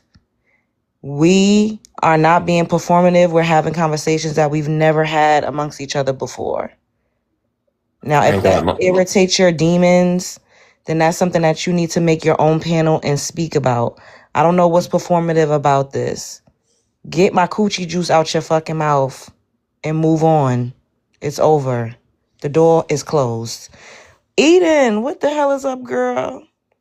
Hey, Bookie Boo, what's up, How you girl? been? Girl, I've been out here doing the damn thing, so I have not been on TikTok. I love that. And you I guess I haven't been on since you had your other page, so I had to like wait for you to have this page. No, they because people come up here saying trigger words, so they got me and I couldn't live stream for a couple days. That was a little while ago now, so I just made a backup for just in case that I need to start posting on, just to have. Okay, so this is the real one again. Yes. Right? Okay, so I Let me got give this you a one. few minutes, But I did real quick right before I start though. I did send you something else about that fake Facebook page of yours. All right, I sent you a link. I've been trying to flag it, but it's nothing is happening. Oh, it's a mess. I'm still following them. I'll be reporting them, but I'm like, let me just tell her again. Okay, so as far as the topic at hand, I think we're talking about the little boy who was just murdered by unalived by Mr. Chow, right? Just for me to answer the prompt, my stance is still the same. At this point, we should not be patronizing anybody. As far as Black Americans, I mean, I feel like COVID was the run for us to be very independent and kind of removing ourselves from all these services and all these people. COVID should have taught, really helped Black Americans realize they don't need nobody, really. You was doing everything. People was doing their own hair again. They was doing everything they needed. So we got to stick to those qualities. Also, we got another thing going on as well, because, I like to come with some other information just about another thing with foreigners. In India, the law enforcement just busted the Indians for having over 1 million fake degrees that they sent out. I don't know if you saw that on BBC. Oh my goodness. I did hear about the fraudulent, the H-1B1 visas and how they get over here and they're not doing anything that they couldn't even pass the IT test. Yes. Whatever test. That's crazy. So this happened within the last 2 days. Authorities seized over 100,000 fake diplomas and certificates linked to 22 universities. 22 universities. 100,000? Yes. So that's worse than a goddamn Nigerian nurses. Right. That was here in the States? No, this was in India, but they're linked to 22 universities, and it did spill over to the United States. So, of course, immigration has this now. But Indian law enforcement busted a massive multi-state forgery network that printed and distributed up to 1 million counterfeit academic credentials. Authorities seized over 100,000 fake diplomas and certificates linked to 22 universities, leading to the arrest of at least 11 key suspects. So, they about to get them up out of here too. So it's a lot going on, y'all. But again, Black Americans, stay vigilant. Okay, just get away from all of these people. We have smartphones, we have computers, we have everything we need. You can diagnose yourself. You can go natural. You can, just do what you need to do. Grow your food. Just get away from these people because they're all here to harm us. I'm gonna keep it a buck. I'm not gonna be cute with it and be like, oh, some of us not. No, I'm that person who's gonna say it is what it is. They conspired against us. They're here not for us. And unfortunately, things like that little boy, what happened to him, but also parents, Black American parents. The last thing I'm gonna say. Get your kids out these stores. Get your kids in the house. At this point in 2026, enough things have happened where you need to get your kids in the house. Why are they roaming around? Like what we got going on in DC, I'm in the DMV. They got a curfew now and the teen takeover and all that craziness. Parents need to get their kids in the house. It's time to clean this mess up. It's time to clean it up. That's all I wanted to say. I agree. And then to have young kids going into these stores alone. Like I saw this video of a guy and a Black mother sent her small child. The girl was probably under 8 years old into a fucking gas station to go to the bathroom by herself. And he came out and was like, yo, why would you send her any of the bathrooms all the way It was in an the auto back? parts store. Not to cut you off. It was Yeah, an why auto would you parts send store. her? Oh, it was an auto. Oh my fucking God. He's like, why you send her in here by herself? You seen that?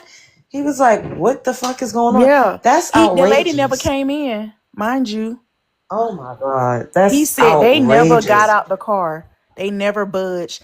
And they people why do you even have to explain to somebody why they shouldn't let their child go in the store by themselves? Little girl 7, 8 years old. That's crazy. At this point, we can't. I'm gonna say this: if y'all got kids, y'all can't afford to be this loose with your kids in this condition, in this climate that we're in. You can't afford it. No. Tell them when they go outside. Tell them before they leave that house what's going on out here and where they shouldn't be.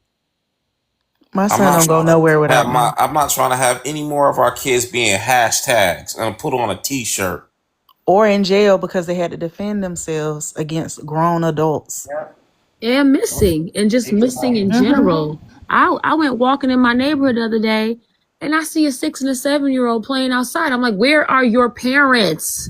Only inside. Why? Wake up, Black America. It's time to hold ourselves accountable. I don't even like going to places where I know it's going to be a lot of other groups and less of my folks around. I don't even like going. I don't care if it's an event. I don't care if it's a store. I don't even like being in them places. Man, I'm doing everything at the house. My son will be going virtual next year because he can't even be protected at school. There's a big Native population up here in Minneapolis, and my son has been getting harassed by this Native kid. Oh And no. him and his friends, my son got off because they take the city bus. They don't have school bus for high school. My son got off the bus and walked to my job because he said, I saw them texting each other. And some kids from my school told me they were going to jump me because my son got an iPhone and some Beats. Oh my God. So jealousy is it's always jealousy. It's jealousy. And it's like that, we have a certain swag about us. Mm-hmm. You can have nothing to your name but your pride and your dignity. And they don't want you to have nothing. They don't want you to crack a smile at all. So anytime you're content with yourself or you're proud of yourself, they want to tear you down. And if they can't do it mentally, they'll do it physically, emotionally, and they'll get other kids to join in on it. My son is big. He's 15, 6'3" and a half. So you're going to need everybody. You're going to have to defend yourself if you step to him. So I'm always in fear because first thing they're going to say is, I fear for my life. And that's all they need. It's not about the reality, like with Cyrus's case. That man said, I felt like he was going to do something to my son.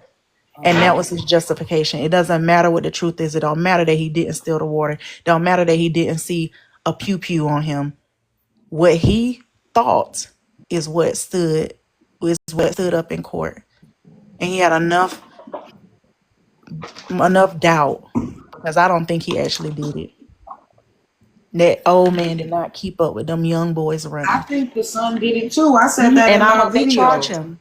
I hope they charge him. But he didn't get he got found not guilty. The father got found not guilty.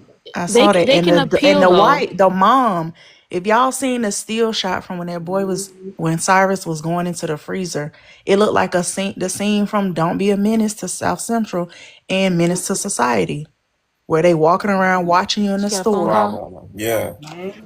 It was the exact, like, it was like a movie. Like, this is art imitating life, and it's happening. Gypsy, what was the young black girl? What was the young black girl that got unalive in that Korean store back in the day? I Her name is just Latasha just Harlem. heard. Yeah, Latasha. That was in the 90s, Yeah. and that lady got probation. So even when they get found guilty, isn't it? That's why people are like, oh, it should have been a lesser charge. No, I don't think so. I I think just saw that. him being found not guilty, somebody need to go handle that. And I'm gonna leave it right there, and I'm gonna mute for now. And It's gonna have to be. on the It's point gonna of have. where, Oh. oh, go ahead. One mic. Go ahead, Mo, and then after you, Eden, go ahead. But what she was saying about the case and like what she thought went down with the boy and the dad, I found it really interesting when I was listening to the case or whatever. When the boy was on the stand, he could not say Cyrus's name. He kept saying the young man, the young man, the young man, as if he was disassociating from the entire situation. So I do believe that there's a little truth to what she was just saying. But on the point about, like living by them or whatever the case may be, when I was really young, I lived in Carson, and majority of our community was Black. Shortly after, we moved to the IE. If anybody's from California, y'all know where that's at. And things changed drastically for me. By the time I got to middle school, I was homeschooled, like she's saying that she's about to do with her son, because of all the things that were going on in the neighborhood. When I lived in Carson, we didn't have any of that. And they want to talk about, oh, it's the hood, is that, this, that, and the third. Even though I don't think Carson is the hood, I think it's the suburbs of, like LA County, Los Angeles, whatever. But when you move away from your own people, you're isolated. You're the only one in the class, or I've grown up in schools where I'm 2%, 4% of the Black population in these schools, and they do gang up on you. And that's just the God honest truth. So if y'all do got kids, especially as much as you can, sometimes it is better to just handle your own. Of course, there's going to be, conflict, because people are people, or whatever the case may be. But when it comes down to it, I'd rather handle what we need to handle between us than be the only one isolated in the community. It's a totally different experience, and that's just what I was adding. I just wanted to say this real quick. And just speaking about kids, I have a daughter and a son. My son is actually graduating from 8th grade, or promotion, whatever they call it at this point. Congratulations to him. Thank you. And he's going to a private school next year, because I would rather, we're in a very great county. However, because of this sanctuary city garbage that we got going on, it's like a refugee camp at his school right now. And what happens in situations like that is that it's too much going on in the school that the administration and the teachers don't even know what to do. Some of the kids can't speak English. It's just too much. They're overwhelmed. It's not their fault. And our kids, the Black American kids, we're just always victims of this mess. We're always victims of this. So he just tested into a private school. He's getting athletic and an academic scholarship. But I want him to go to school. I would prefer him to go to school where there's more of him and just Caucasians and a sprinkle of Asians than the refugee camp with all these Hispanic people and all these Middle Eastern Indians and Afghani people. Like, what are we doing? And those kids are bad. Those kids are bad. My next door neighbor are Arab, and they blinds toe up, baby. You would think we was in the hoodest of the hood. I'm like, why don't they just replace the blind? Just replace the blind. Why is it up there? I'm getting on the HOA next month, and I can't wait. I'm finding everybody. I already had to kick the 2 Somali dudes from parking their extra cars in the visitor spots. And then they tried to play that people's cars get broken into. Everybody who got 2 cars out here got to park on the street. You shouldn't have bought 2 cars. And you don't want to block your driveway in, but you're going to make everybody else have to take on your burden. That's not fair. But though my son go to school with a bunch of natives, a bunch of Somali kids. He got in a fight with a little Somali boy. And it was just like, I do fear for him because they do have that mob mentality. Like out here, that's who doing those teen takeovers and the carjackings and the break-ins. That is them. Girl, they They wearing started the it. shiesties, They all started of that. that. I'm not Yeah. to cut you off, but they're the ones who started this dumb teen takeover stuff. Not our kids, but our Yeah. kids are always the face of it. Because Our they just kids. see black skin. Yep. They, But yep. one thing I love about, I ain't gonna say love, one thing I appreciate about Trump and these extreme right people, one thing they hate worse than some dark skin is dark skin with an accent. And whatever means it is to get them up out of here, get them out of here. Because they not contributing nothing. And now we know them degrees ain't real. We been new because you work with them and you like, how the hell? They How don't you don't speak English, They, but you don't, know they how act you like know they how to don't do know this what thing. they doing up in them barely even position. fucking speak English. They can't Child. speak English. That's how we know that it's all. Now it makes sense. They can't speak English. They're not passing these tests. They coming from their third world situation, bringing that trash over here. That's why I say get healthy, because they all in the hospitals. The Nigerians all in the hospital with their fake degrees. The Indians is in the hospitals and the dentists tearing your teeth up. Just get away from them all, please. If you can't find a Black American, if you can't find a Black American person, you're gonna have to get into your own education and do what you need to do. It's a sister. Eden, She's Eden, what you graduating just right said, now. what you just said, Eden, is confirmation of something I've been feeling for a while. Is like, get healthy. Black people, get healthy. Start eating raw fruits and vegetables. You know, because it's like they really trying to get us up out of here. And these people they put it in our medical facilities, these foreigners, they don't even know what they doing. They can unalive us, accidentally give us the wrong dosage or the wrong prescription, things like that. We need to get healthy. I started my journey. I've been teaching myself martial arts, and that's another thing I was gonna say. Teach your kids some form of martial arts or have them in some type of martial arts training. Even if you can't afford it, YouTube is free. They got thousands of videos of showing martial arts. I'm teaching myself 52 blocks right now. You know what 52 blocks is, Love Jones. That's the East Coast thing, New York. I'm teaching myself 52 blocks. These are 52 blocks as a martial arts that was formed by foundational Black American men from the East Coast to protect themselves. And especially, and it's like a lot of it is happening, like started in the prison system. It was teaching that stuff in prisons for FBA brothers. It's called 52 blocks, basically 52 blocks, and how to counterattack and how to attack and how to protect yourself. They got thousands of videos on YouTube teaching different martial arts, boxing, anything like that. If you can't afford it, teach. If you can't afford it, send them into like a dojo or a boxing camp. There's YouTube. YouTube is free. Had them outside this summer. Had them in a backyard. Have them doing some exercise. Have teaching them this stuff. Have them read books.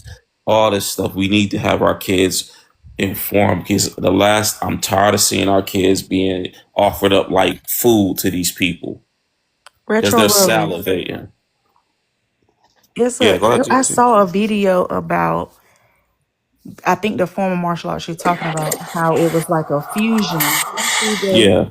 And I just remember hearing about that, and like they were talking about how martial arts is rooted actually in like not just those people, but they got that from somewhere and then kind of took it for their own. But anyways, One thing I could appreciate from the NOI is that they teach their people martial arts, the males and the females. That's one thing I could appreciate them.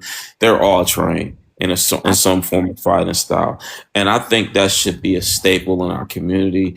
Because we have our kids and us as adults, we have to learn how to defend ourselves. Because some of us don't have some of us. I'm not saying all of us, but a lot of us do. I got access to pews, but everybody ain't got access to pews. So at the end of the day, your body is a weapon too. So we got to start teaching our kids that, teaching ourselves that, to protect ourselves, because these people are getting vicious and it's getting serious outside. and I'm not taking any more chances. After, like I said earlier, before some of y'all came up here, I was ready to crash out after that verdict. I mean, I was not in the right mental state after that. Like, the tears was coming out my eyes, but I was angry. I wasn't like crying. It was just like I was a straight face, just tears rolling in my eyes. And it, like I said earlier, one of them could have said something to me. One of them foreigners could have said something to me. They could have said hello, and I would have crashed out on them. That's how bad I was. But all that's telling me to do is get organized, be prepared at all times. That's why I push back the plate. I be fasting a lot. I lost a lot of weight. I'm getting myself back to how I used to look when I was in college. Yo, ladies, get outside, go on them walks, do what you gotta do. Fellas, get your health in order. We gotta stay healthy because these people are throwing this stuff at us. And Eden, you are 100% right. We have to get healthy. I was just when she was saying about like how they messing up people's teeth. There's a lady I seen on Instagram. She's graduating, or she just graduated with her was it doctorate? She's a dentist, and she's big on like the aesthetics of teeth care, and she pushes for gold fillings and gold caps. And she was saying like that is what works best with our bodies. But even when she was in school, she had to like argue about why are we using subpar materials that need to be in your mouth for like years and years. Like gold lasts like up to 40 years. And they were like most people, not us, those other people, they don't want the dental work to show. That's why they like porcelain or, you know, whatever composite, whatever it is that they use to do the fillings. They don't want the gold because they don't want anybody to know they had work done. And then I love this comment this lady had. She said, as much as it costs to get your teeth fixed, you're going to see what I spent. And it's like it's a totally different culture. And I work in a very YT dominant industry, and they just don't understand. And all day, I've been on my phone all day. I'm reading everything that come across my page. I want minute by minute updates because I'm looking at what's happening with Carmelo and what happened with Cyrus. And I was waiting for my manager to be like, hey, you need to get back focused. I was waiting for her to say anything to me because I didn't say nothing to you when y'all was in here crying about Trump getting elected. When y'all was in here crying over Renee Good, I didn't say nothing. I made sure the work got done. So you're going to have to give me a minute. And I know y'all know what's going on as much as y'all be claiming to be allies and connected and knowing what's going on the streets. Don't say nothing to me until this passes. Because y'all get a splinter or a headache and y'all calling out of work. Like, I'm tired. I'm tired of everybody. Yeah. It's not enough just to be pro-black. We got to be seeking each other out, willing to help each other. Like, I done brought back house parties. I recently went to New Orleans, and they have something called SAPs, which are social and pleasure clubs, which is just the people that do those second lines. Each one belongs to a different house or a different SAP. And I'm like, we need to bring house parties back. If we want to get together and have a good time, eat food, commune with each other, it needs to be in the house. We don't need to be around these people where they crash out and blow down the whole building and you inside just because you want to go get some food. Facts. Oh, that's Gotta real. get away from them.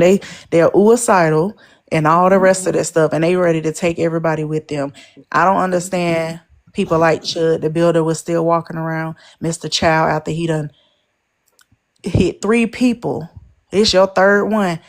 Where and back to you were saying about the Nation of Islam, they took what we call a YN and showed him his power and taught him how to use it. Yeah. That's why they taught them martial arts, because you got aggression. We need to control that. Those are our front line, but they so out of their minds. They have really allowed the way that America abused us to be their mirror. And all it's going to take is the right person to bring it out of them and to get them focused. And we going to have protection. We're going to get back to what the gangs used to be, where they made sure that the neighborhood was safe and that we could go to and fro. It has Real to go quick, back y'all. to that. It But has to, and sister, it is. I feel the way everything is going, how they're doing us. It all of it. Listen, the fact that they even voted not guilty, like, I know they think that in some way that negatively affected us. Nah, only thing you succeeded in doing was unifying foundational Black Americans even more. Look how we're talking right now. I'm really on this thing right now to where, like, yo, I'm trying to reach out to everybody. Professor Ally, I'm gonna talk to you. I'm gonna DM you, sir, because I got to talk to you on the back end about a few things. I'm. It's time. It's time. Like I said, I'm almost done with my certification because I'm trying to be outside. I'm trying to be with my people.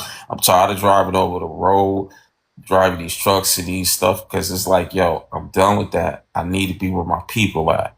So I gotta make preparations in my life to where I can be there to be with my people, to be able to have boots on the ground. Because we can't continue to go on like this. They're trying to not only do a paper G side, but an actual G side on us. They want us erased. They want us completely wiped out of the equation. and And let's we're say not this letting too. that happen. Y'all, we have to also understand that they're very angry because they're getting kicked out. That's another thing. Because the funding's getting cut, they've been able to come over here for the last 60 years and do all these things, and all that is over now. The U.S. corporation, that's changing. It's That's true. changing. And so they're angry in their countries. They're angry because they have those holding fees on visas. They're exposing all the frauds so they can denaturalize these people.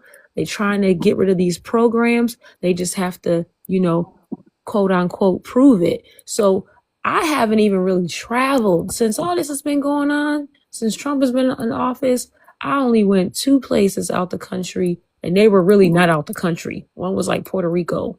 And the other one was the Caribbean. I don't really take that too far, but I ain't thinking about nowhere over in the East. Okay. And I ain't thinking about Mexico either, because you have to understand, everyone is mad. They've been able to have a free ride over here for a long time. They've been using our taxpayers' dollars to bring all these people over here. And all these people did was say, oh, okay, well, we're going to do exactly what you do, white man. Now the white man, he mad about it because they did his number on him. You know what I'm saying? So now he's trying to get them out. So we got to stay out the way. We got to stay out. We can't just keep frolicking in the wind like, la, la, la, la, la. Yeah, we can just be around all these crazy people while they fighting. No, the Zionists are fighting right now against the Iranians. That's the war right now that's going on. I wish every Black American would get a dishonorable discharge and get the hell up out of there and bring their ass back home. Right. And, We ju- need and, our and, and troops out. just yeah, and then just do some other stuff. Be go into entrepreneurship and just find a new way of life, because we ain't even got to be over there, because this ain't our war. What the Jews people, the fake people, what they want to do is they want to use our bodies in our military, because we're in the military, to fight. This is the last war. It's the Zionists and the Iranians. We Black Americans need to stay out the way, be with each other, get together, have our families, get with our families, get with our friends, apologize, build wealth, be entrepreneurs, get into trade, everything physical, and just leave these people alone. Don't patronize their businesses, and just be in our bubble. That's where we need to be right now. We need to get in the house, get under the bed, as Kaya would say, like stay out of the way. And they're gonna be leaving soon, because they changing a lot of those programs. Like the Doge MAGA people is going under everything. Like the fact that they've been using food stamps to fund their businesses, to fill up their stores, all of that is coming to a halt. And I remember a couple of years ago, there was this place called Tasty Stop in my hometown, and it was ran by some Asians. And what they would do is it looked like a bodega, but there was hardly anything on the shelves. Like they didn't even clean the shelves. It was dusty, real nasty. But what they would do is the wings is $18 for a 12 piece, but they charge you a $1 cooking fee. Like you bought the raw chicken from them, they charged you $1 to cook it. That's illegal.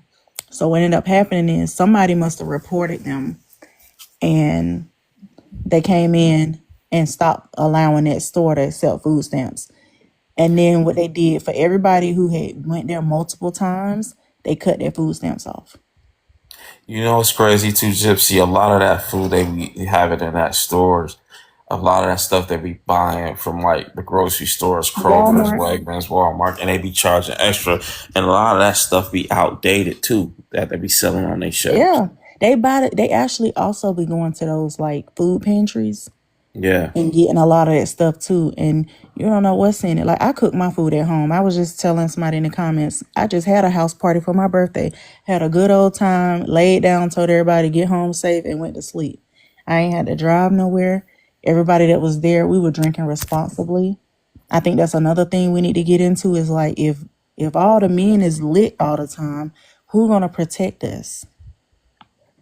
If I gotta drive because you slushed, I had a dude take me out on a date. We got to the restaurant. He was already drinking clearly because we had one little cocktail at the restaurant, and he acted like he couldn't drive home. He got a Uber. I got right out the Uber and tapped the hood and said, "Get home safe." Have you lost your mind? Don't ever come around me drunk as no grown man. And I'm that's the what one supposed to be falling in the bushes, not you. I agree with you because I don't drink at all because I feel like as a man, especially as a black man, we should always be sober because anything can pop off. You know what I'm saying? If you in the privacy of your own home, yeah, sure, but outside that house, nah, you shouldn't be drinking at all. You Sip a go, little something, but they be in there with the mimosa flights. Listen, y'all, did y'all see Ready the to twerk. did y'all see the did I y'all got a see how you restriction. I got a restriction. I don't even know. Love Jones, drop me down in the comments. They gave me a restriction. I don't know what I said. I ain't even say nothing.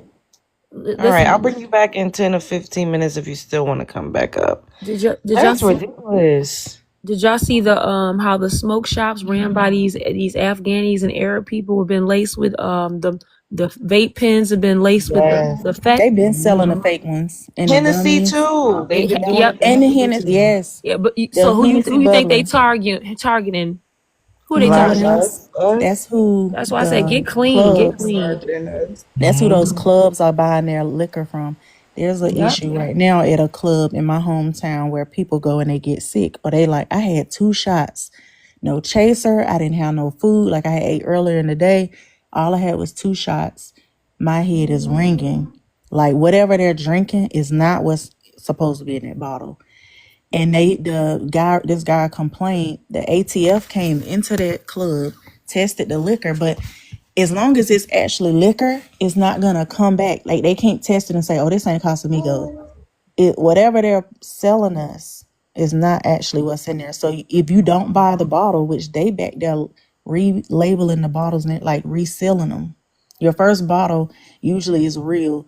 The bottles after that are not because they think you can't taste the difference. That's true. So when I go home, I am gonna go to that club because that's where like I wanna go. I ain't been in a long time, but I'm definitely taking me a little test kit because if we don't, this is a black owned club, Black American. I know I'm assuming Black American, but I'm going to test it. I need to see what that is. Is it something like y'all cups ain't clean? Like is something in there, some type of bacteria, or that liquor is just not what it's supposed to be. But everything is fake. Everything is a mirage. Everything is a facade. I work in theater, so I know production when I see it. And that's what makes me weary about the Cyrus cases. Like I am a conspiracy theorist. I do put my 10 Oh, for don't say wig that. on. 'Cause some guy said Sorry. this to see that word, and I got it's Oh. false information. I'm like, I'm a theorist. yeah. And I put my 10-4 wig on. And I'll listen. I'll listen. I'll hear it out. And if it's, I'll put it in the back of my mind, and one day it'll click. But just looking at that still shot, that lady watching him get that water was like, did y'all watch Don't Be a Menace? Did y'all watch Menace to Society? Because why is it so on point? Like, I think that's why he put it back. Like it gave like he felt her hovering over yeah. him. He said, you know what? Yeah, Why am like I like in his let head? me It leave. sound. I heard, why am I spending my money here with these people? You don't respect me. I ain't even. All I'm doing is getting water. You know what? Keep your shit. I'm out. And I think he said, I don't want no trouble or I don't want no issues. Now, my problem is that we can argue with a brick wall because that's all we doing when we try to go back and forth with these people. But nobody, like, think about Menace to Society, how Kane was on he was on hard defense. He was like, I don't know why you over there acting like you cleaning up. Well, she dusting off bottles on the shelf. I don't know why you over there acting like you cleaning up. Quit following us around here. You always thinking we stealing something. And then when he get to the register, they pay and they walking out. And they got the register, I feel sorry for your mother. And that's what made him do what he did. He like, matter of fact, I'm going to pop you and I'm finna get everything that's in here. And did he take it far? Yes. But how far would it go if he was Cyrus? If he was trying to de-escalate the situation, they take that as, oh, I can push it further. Like, I don't know what that middle ground is, but you got to let them know right then that you're not to be played with. And to Eden's point about them taking all the funding and them being upset or whatever the case may be, the worst part about it is they took the funding from their actual countries too. So when they feeling this desperation, it's like it's like double. It's like they aren't going to benefit out the same systems here, but also there's a lot of things that are changing in their country, and some of them haven't been back there ever or for 20, 30, 40 years. So and they can't go to Europe. Yeah, and they're all funneling into these other countries if you watch the news or whatever, and that's causing issues. So it's just like a big circle of mess, because America pulled not only their international funding and humanitarian aid or whatever, but they stopped everything in the US for the most part, and now it's just a mess. So yes, they're upset and they're taking it out on us, but they been using the quote unquote system to not only abuse us but exploit us. So when it comes back to the conversation of like, if we're safe or whatever the case may be, they knew exactly what they were doing. They were conscious of these decisions and these actions, and they've taught their kids to do the same thing. That's why the little child was so gung-ho to pick up his knees and run towards that boy. Otherwise, he would have stayed in the store. And they left customers in the store. Everybody left the store, left customers in there. So was you worried about people stealing for real? That's what I'm trying to say. That and people like, oh well, it wasn't malicious because he gave him. It wasn't malicious. You gotta let somebody else go, boo.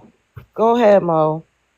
Oh, I don't know if Eden was talking. Oh, I think it was Eden who was talking. I was just saying. I was saying the second and third generation are actually more dangerous. See the people who came in the 60s, 70s, 80s, the offspring of these people are the ones that are most dangerous. And then these people who came in the 2000s, because they're the ones that talk crazy and greasy. These are the ones that want to speak AAVE. They feel comfortable. They feel like they think they got, because they got vernacular, they got something going on where let me calm down, because and they was born here. Yeah, they also makes them feel a little more emboldened. Yeah, to act a little whatever. And that's why our kids, we have to tell them the truth. My kids know the truth. I don't play with them with that. All we got going, these refugees, we get away from them, get away from these people, and we going where we know we need to be. But they're all surrounded by us. They even try to tell, try to tell me it was all African. I'm like, no, baby, we are American Indian, okay, all the way down to Social Security. We ain't got nothing to do with these people. You are not black in law, okay? You are not. You're indigenous. But, all these different things play into the next generation, which is the most dangerous. And that's what our offspring don't understand, because like I said, these kids in my daughter's middle school, those other ethnic groups are wild. They are wild. Yeah, they are. They're wild. And our kids are just like caught in the midst of all this mess. You know what I'm saying? Because a lot of them, listen, these 3 Hispanic girls called in a BOMB threat just last week. So they had to do a lockdown situation to handle that. because they watching TV or whatever they got going on. You know what I'm Hold on, saying? Eden, 2 seconds. Jasmine, y'all got too much drama going on, and I'm just really trying to stay out of it. So you're not the only person that I haven't let up. I'm just gonna be honest. I didn't block you because I don't have no issues with anybody, but it's a lot of stuff going on, and I really can't be involved. But it is no love lost, girl. It is no love lost. I haven't said anything about you or anybody else. I just cannot afford to be a part of that. It's a shit show circus going on amongst the FBA community right now, and I don't want to be a part of it. I just can't. I don't have the energy. I just can't. Go ahead, Eden. Ooh, Lord. Okay. But yeah, so like just all of that, we just need to teach the younger generations of what's going on so they don't have a target. I don't know if I can say that word on their back, and that they're prepared for what's going on, because our kids, even the amount of our kids going missing, you know what I'm saying? They're being hunted down. They're being hunted down in all different types of states. It doesn't matter if it's in Houston, Atlanta, Baltimore, Virginia. Virginia's out of control. Like, Virginia's insane with it. So I do believe the police is involved. That's why I say the war cry for me, WAR cry for me, is for people to keep their kids in the house. Period. It ain't no more 1980s situation where you can walk around and do this. You don't know your neighbor no more. These are different people from different places. That's all. Okay, the Gia Monet, can I have your ethnicity? And then I'm gonna go ahead and give you 3 minutes to speak on the prompt. Hey everybody. I'm Gia. Hey Professor. American descendant of freedmen, American Indian descendant of freedmen. That's a lot. I was just gonna say, is it Eden? The kids are in the house anyway, too. The kids don't play outside anymore. So I don't even know what to even say about this. But I have a couple of things like in my mind. Okay. A couple of things. Honestly, I don't mean to have my tinfoil hat on really quick, but I don't even know if I think the father really did it. I'm still trying to I figure said out the same thing earlier. Well, go ahead. how does a 60-year-old man, this is a 14-year-old kid, right? He's in his prime, youthful.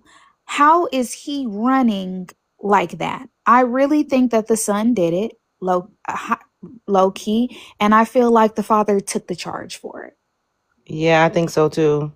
And that's why the son was up on the stand looking so dumbfounded, like he didn't know what the hell was going on, because he felt guilty, because he know what he did. Yeah, I really do think I really do think so. I just don't feel like a 60-year-old man has, in the way that they had him up there, he looks so feeble. They had him looking like almost like a geriatrics like arthritis, like, you know what I mean? Oh Did my he not goodness. look like that? He looked almost like what do you call it? He did not look like he could catch a 14-year-old, even though he fell down twice. I'm just being for real. He looked like an invalid basically up there. That's the word I was looking for. And then I just feel like now, I mean, I don't know, do we bring back the candy lady type of a thing where we're having, in terms of shopping on our own, that we know that we can do, and hopefully get it to be like a scalable place. But I'm also kind of looking at pattern recognition, and I'm wondering now, these people, they got their protection, their anti what protections. They're now getting into higher ups in terms of in political offices. They are being funded. They're getting all of these visas that's going on, and now they're able to being able to be deputized with impunity to be able to hurt our children. I'm wondering, is this now the official marker where they are now officially being or given the same rights, privileges, and immunities as the YT people, as the official buffer class? That's what I'm trying to look at, the patterns in terms of where things kind of like pointing to. But yeah, that's just kind of a couple of things in my thoughts right now. And with that, I will just kind of go ahead and land my plane. Okay.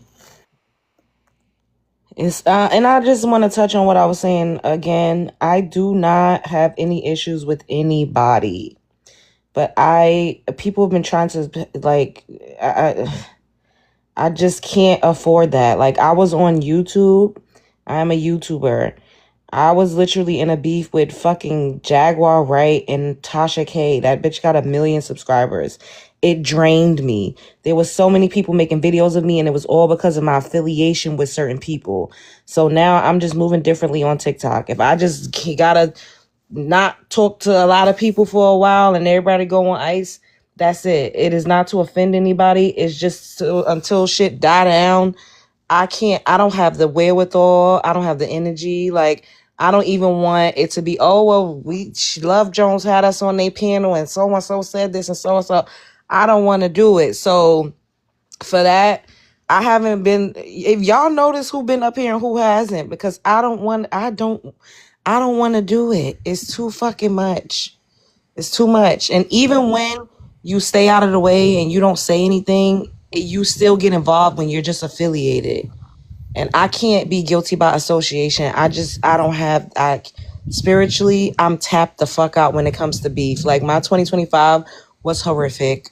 Like it was really, really terrible. Like people was looking into who my mother was, trying to find out where she worked. And it was just a lot going on.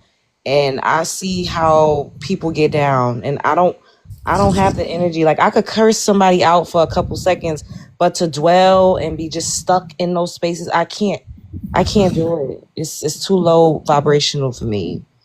So that's it. I don't know if you saw my comment. Hold on. Okay. Black Winter, can I have your ethnicity? And I'm gonna go ahead and give you 3 minutes to speak on the Yes. phone.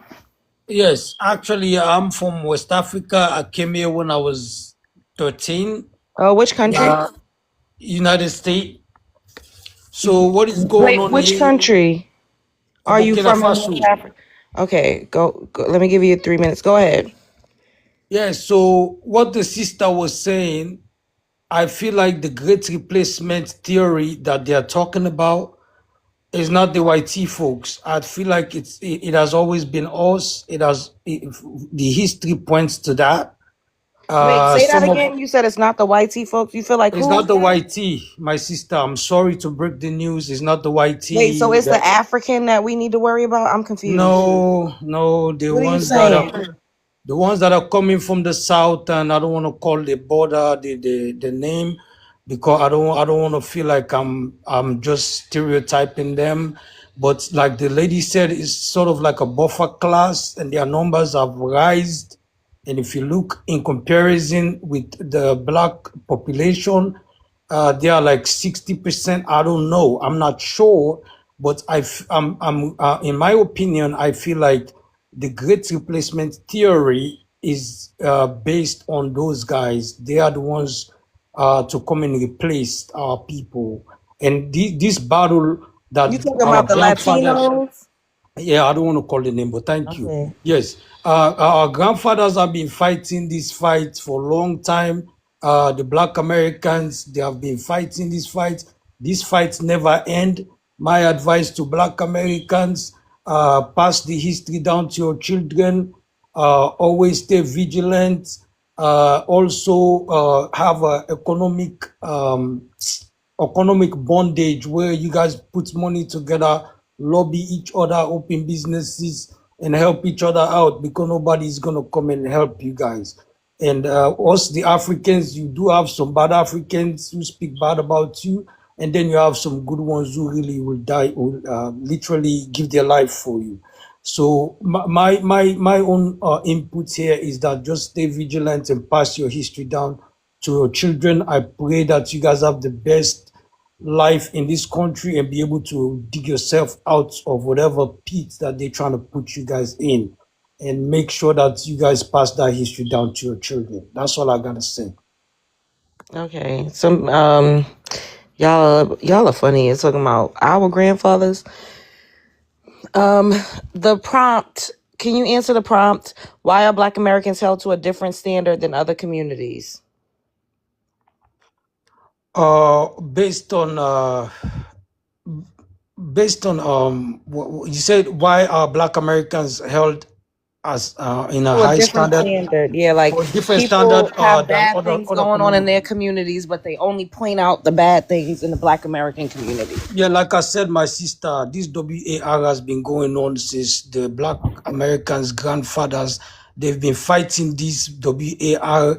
Everything that happened, they point to them, they redline them, they bring crime, I call it crime bill on them.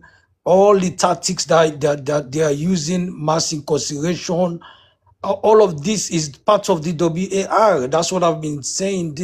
I've been saying here. That's why I said in my opinion, the great replacement is for my people, and I cannot sit quiet and don't speak out and let them know what's going on. They are playing games amongst our people, but one day our people will wake up and understand. Wait, so you think Africans and Black Americans are the same people? Culturally is kind of different, but I believe Black American are a specific ethnic group of the part of the Black family of the global Black family. Black America is a distinctive group which actually should be held in a higher standard based on what they have gone through in life and the struggles that they have been through for so many years. They are special people. And I want them to be preserved for so many years, for 5,000 to 6,000 years from now. That's why I'm so worried, because I don't want their number to get any low. I want their number to continuously getting higher and higher. Okay, the panel is open. Please, no monologuing, guys. No inflammatory or derogatory language. If you guys wanted to ask any questions to each other, go for it. I wanted to ask the guy from Burkina Faso a question. Do you believe that the mass immigration that's going on has a lot to do with making our numbers smaller? Oh, it's all tactics. Yes, they don't. In my opinion, I feel like white people feel very uncomfortable around our brothers and sisters who are Black Americans due to what they have done to them. And even Benjamin Franklin said it one time. I fear the future children for what we have done to these people. So everything that they have built, their system built based on that particular thing that Benjamin Franklin said. So they are trying to counter it. That's why they are building so many weapons. So that way, when that day come, they'll be able to defend themselves.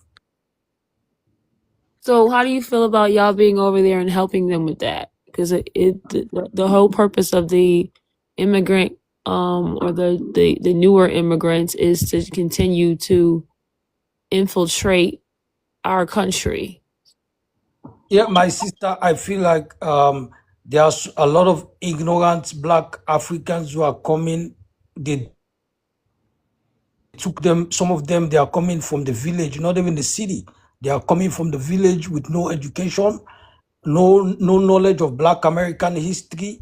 So some of them will just talk like as if they know what they are talking about, but most of them don't understand deeply the history of Black American. So for you to respect and cherish someone, you first need to understand their history and who they are. And these African, because they don't have, some of them don't have this history, they never went to school, some of them came from the village, they are just going to go with what the white man is saying. So I feel like as an African, it's my job to also educate them in Black American history, so that way they cannot be making this mistake. The rule of the game here is numbers. Everybody is building their numbers up. And I feel like if I can change most of these Africans who are ignorant and give them that history, I will bring a lot of numbers towards our Black brothers and sisters here when that time come for the WAR. Thank you. Okay, this is my last thing.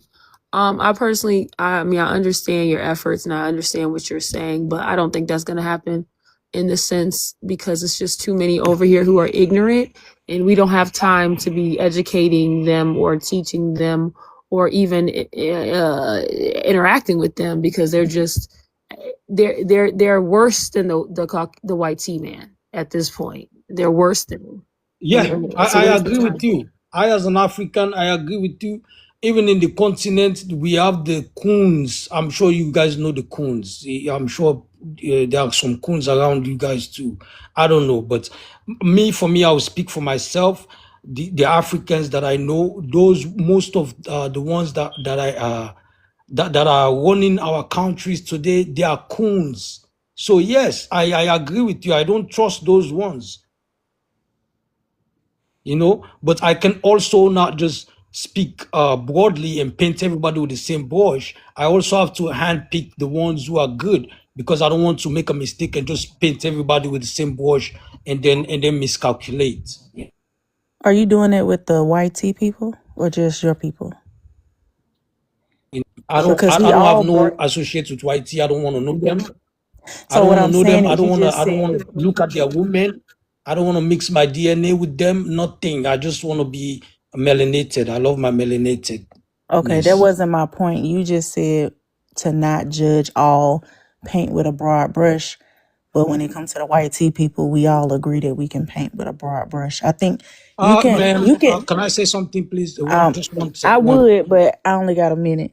My point is that you can Wait, say let her something that speak. is true,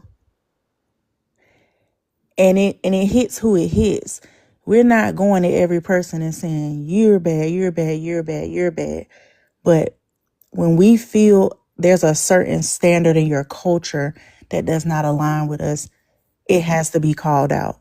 And the only reason I'm saying that is because I just witnessed that. I went to my HOA meeting. The 2 Somali guys there, one born here, one not.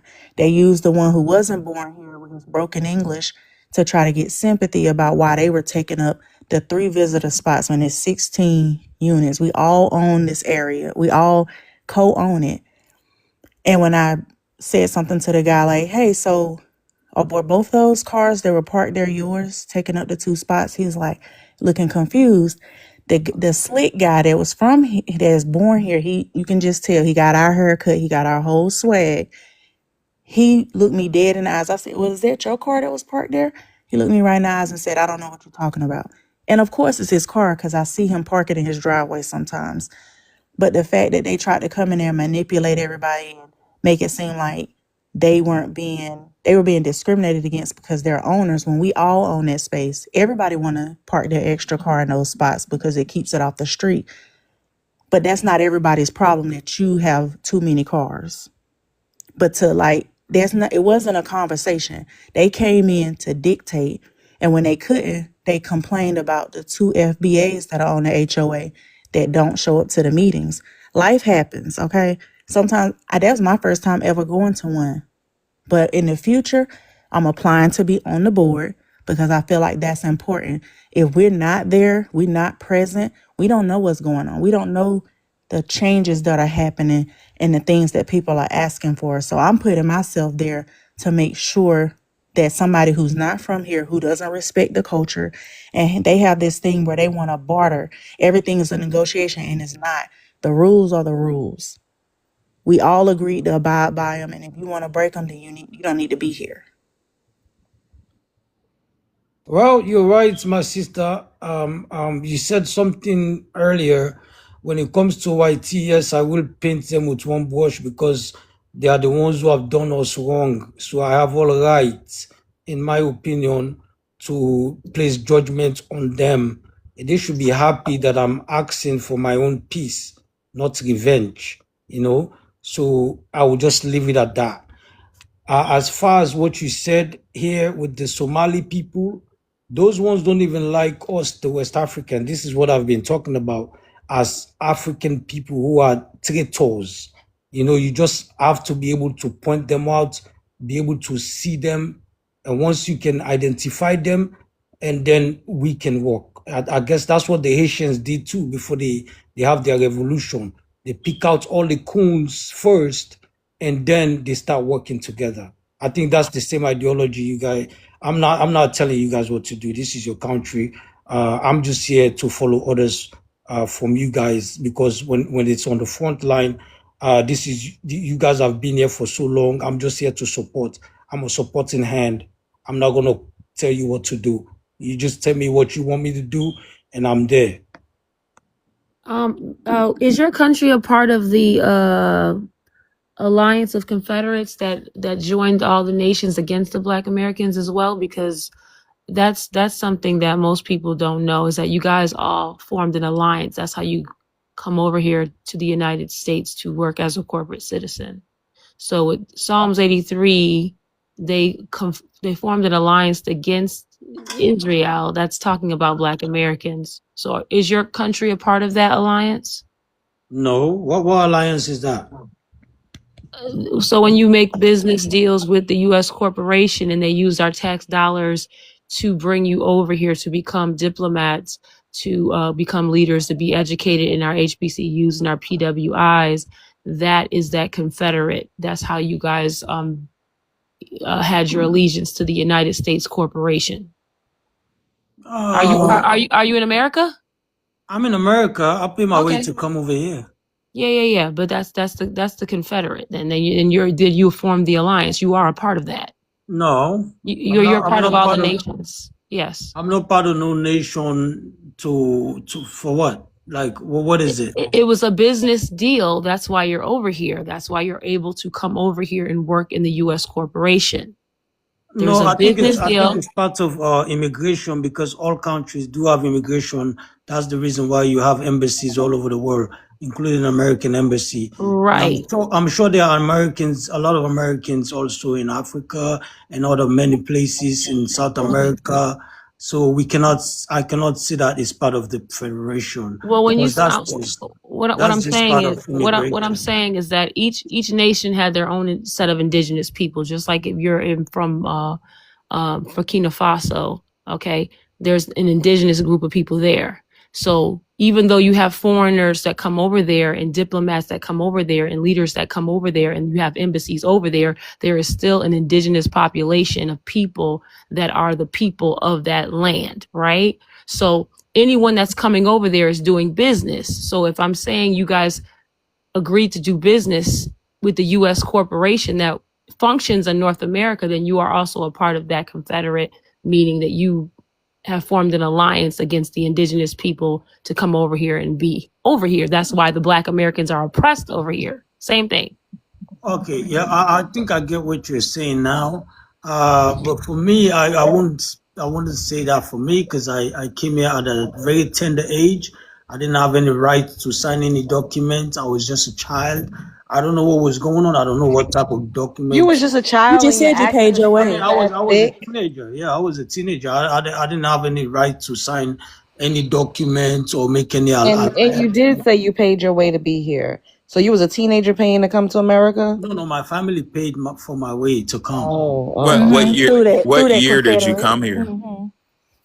Through that program. 2023. I mean, 2023. No, you said that was right. That was Floridian slip. Because your accent is thick as hell. No, my man. Thicker than cold grit. So 2023, you came when you guys could come open borders. 2023 is 2003. Did you come here in refugee status? Did you come here in refugee status since it was open borders? No.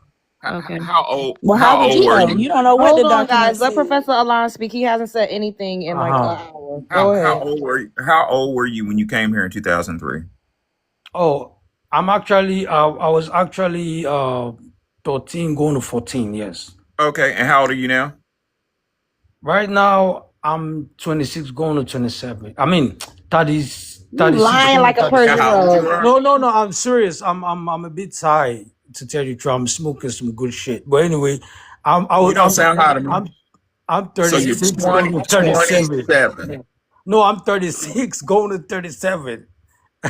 God. 36. Yeah, I'm I don't- smoking. Yeah, some OG. I don't Yeah. believe anything you're saying, sir. He sounds old as hell. He sounds old as hell. No, I am in I my don't believe 30s. anything you're I am in saying. my 30s. So whether you believe or not, You that's sound your like opinion. Anthony Hamilton, sir. And no shade to Anthony Don't Hamilton. do that, Anthony Hamilton. Don't do the Anthony Hamilton, please. Yeah, you know, he got that rasp that only comes with age. You've been And over what's here getting for me is 3 for him to years. try- for And him your to try to accent's still that thick, I don't believe it. say that, well, Americans move all over the country. We have because our country has connections with every country. That's not the same as you coming from a third world country to a first world. There are those programs streamline you here. And you said you paid your So way you're here. talking about the U.S. aid? Is that the one you're talking No, about? we're just talking about like these collaborations, these conglomerates. Like you guys had Is to there a prove to the collaboration that I don't know about? What is it? other, I don't okay, know. I'm gonna just say this: other countries have to prove that they have the income for people to move in. So, if you don't have the income, you have to say, well, these are the workers that I can bring in. The same way the Indians said that they brought in tech and they don't know how to plug in a monitor. Not saying that y'all don't have skills, but a lot of the work that you guys come here and do is the low wage skills that Black Americans were the foundation of. He Really knows from the that. top to the bottom. We could run the Yeah, he company knows from the that. ground floor. And I know We he play knows Yeah, I stupid. that. know. We Black play American stupid. run the economy. Every aspect of Yeah, the but economy see, is Black listen, American. sir. But when you say things like that, oh, well, we know what this. You know it all. You know about the Confederate. You know about the agreement. You know the No, allegiance you have. madam. Hold on. No, because I hate. It gets on my nerves when y'all act like y'all don't know the game. You want to play innocent like you don't know the game. Y'all know the game to come punch down on Black Americans. You know that's the game. That's a part of the allegiance of you coming over here. That's why y'all all do it so well. So then you want to act like it's a one-off, and it's not a one-off. You know what you're told. You know when you're in those immigration rooms, what they tell you to do to disassociate with the Black American. There's a whole spiel they give you. So stop acting like you don't understand the damn agreement. Then blaming the white sea man. So basically, you claiming that we are in an agreement. All immigrants are in Agents. agreement with YT folks to come and undermine you. Is that what you're saying? You I know just that want. is. You You know know it that. unless you No, came. I just wanna get it You clear know because it, and you know your family's taught it. Okay. The good thing is there are some continental Africans who have been honest about it. So it gets on my nerves when y'all play stupid. You know what those videos contain when you have to watch in those immigration rooms about the stores, about who to associate with, about the Black American. You know what no, you are that is told. true. That is what you're Fuck out of saying. here. Hold on, sister. Why you cursing? Because I shouldn't have to talk this much about something that you already know. No. You Just said get right to it, agreement. yo. No, sister. You said agreement. What I know that there are when you coming in from the airport, they give you guys like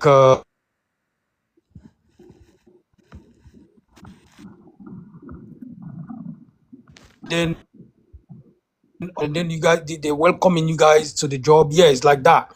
And yeah, I know about that particular one, but there is no formal agreements that I know of. That's why I was sister. So it's not like I'm saying what you're saying is wrong, but I that mean, formal what you agreement, I what you don't could know. have said, was, yeah, they do warn us about Black Americans. Yeah, they do this. You could have easily Yeah, said that, but they you tell wanted to us. act like Yeah, you wanted to act like it doesn't exist, and I'm tired of that. We already know y'all have formed an alliance against us. We know it.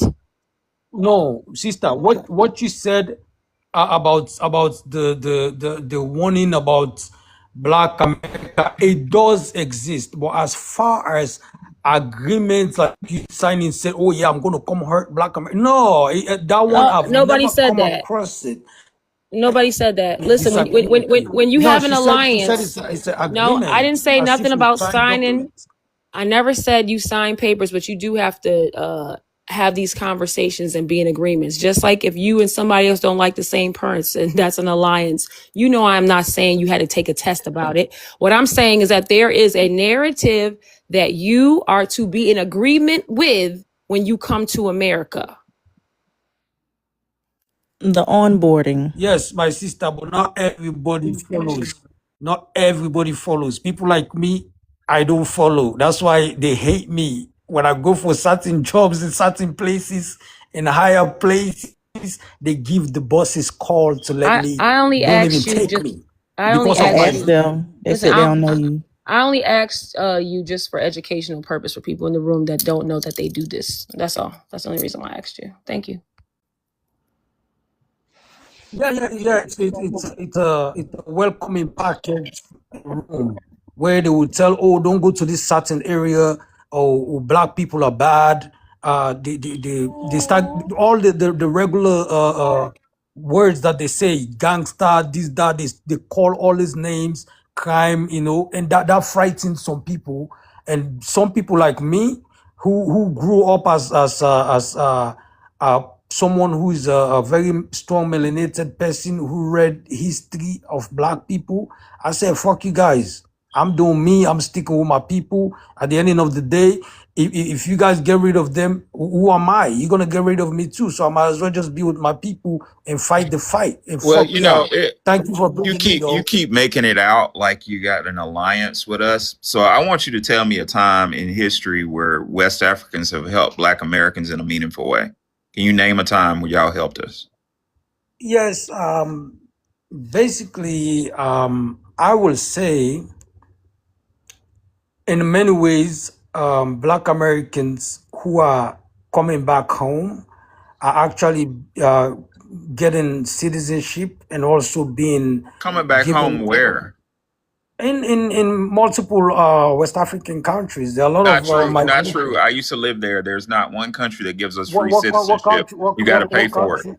I lived in Okay. Ghana, but it doesn't matter. There's not one African country where we can go there and get citizenship. Furthermore, that's not our home. We're not from there, sir. Okay. Well, I mean, I'm not claiming you're from there, sir. I'm literally not But claiming back that to the you're from point, there. there's not do me a favor. Name one African country where Sierra Leone is giving out name citizenship. one African country where we can get Sierra Leone. free citizenship. Yes. Name one. Sierra Leone is. Hold on, let me check on that. I Yeah. don't believe it. Okay, look it up. Sierra Leone. So If you why are, do you come if in you with are that a citizen, information? oh, The information that Eden drug out of you, that you finally are admitting to, that they got y'all in there onboarding hatred and anti-blackness. Why didn't you come in the room and tell us about that? You talking about whatever y'all need me to do, do it. I just admit to the lady. I just tell the lady, yeah, After she's she right. pounded you like a yam to No, get it no, no, out no, of no, you. no. She was pounding on agreements of like signing an agreement, and I've She never didn't say come across that. that. What she said That was was y'all that's made an alliance. You don't have to okay. agree Well, to it. that You was were my a child. translation. You were a That was my child. yeah. So That was my you don't know what translation. that document said that your parents signed. They could have signed something that said they'll help catch one of us and bring us back alive. We don't know what that paperwork said. So you can't agree to what you were No, coming no, over here no, to do. no. But you trying to act like you ran away from the pack Sister, and that One we so second, Tether. blessed. I don't know why Africans lie like they do. It's like they lie like they breathe. No, Black Americans cannot get free citizenship in Sierra Leone. We must pay application fee, government fees, and travel costs. It's not free, sir. Y'all want our money. So why'd you lie about that? Hold on. You say pay for the actual I said documents. free. I said Now what free you're mentioning, citizenship. you're Do mentioning you know what free traveling. means? That's your Are personal you stuff. aware of what free means? Yes. We have to pay for citizenship to go to Sierra Leone. Like I said, there's not one African country that gives Not free Sierra Leone, citizenship to Liberia. Black Americans. Liberia. Not one. I don't No, know why they it lie. is free. If you, oh my God, you talking over me? Okay, can I say what I have to say? He was not It is talking over free because you. whatever you just Everybody just mentioned. lied again. Okay, okay, Go I ahead. get it. Everybody, But literally what he everybody. just mentioned. Go ahead. What he just mentioned here, these are all personal. These are all personal things, like your travel documents. You have to pay for application. This is with every country that is modern. You have to pay for application fee, but that doesn't Like mean I you are paying for said, the it's not free. passports. The My passport is first given birth to you certificate was free. free. The passport is given to you free. If you have a Sierra Leonean, if you are part of the descendants of Sierra Leonean, you did your DNA and they find out that one of the tribe of Sierra Leone is you can go over there, pay your own travel document like you just said, and pay your application fee, and then when it's time for the passport, you don't have to pay crap. They just give it to you. You don't have to pay for it. So that's what I'm talking about. I'm not talking about all this application fee. Of course, you have to pay application fee everywhere you go. This is modern day. It's modern At home? time. I thought it was home. I didn't pay for my first birth certificate or social security card. I think the point we're getting at is that you want us to believe that there is some utopia waiting for us. Huh? Your phone, you got like one bar. Sister. I'm not here I to think that's tell the you about no problem. utopia. No, I'm not here to, sister. I'm not here to You tell you about are. no You telling utopia. us. Please. You telling us to interview every African and find out who likes us and No. who doesn't, and then No. form some type of camaraderie with them. When we doing fine over here. We're not asking for no handouts. We're not asking for anything. What we want is for you to give us our autonomy. We want you to go away, actually. Sir, you're benefiting in America. My I'm question to legal. you. Hold on, Tether. I'm 1 second. legal. Excuse me, 1 moment. 1 moment. Allegedly. What do There Black go the name. Americans Wow. hold on, Tether, 1 moment. Because you already lied how many times? Can you tell me what do Black Americans benefit? How do we benefit from West Africans? What do y'all have to offer us? Okay. Well, there are economical breakthroughs. Also in the African Union, they do have a seat called the Sixth Region. Actually, Black Americans in the diaspora are considered Sixth Region. There's a seat just like what you have in Congress. No. That's a hold on. Let me break it down for you, sir. Hold on. Listen, because you're not listening well. When you come to America, you benefit off of our historical Black colleges. You benefit off of economic programs. We help the United States. Unfortunately, the United States of America benefits Africans for coming over here. How do Africans benefit Black Americans?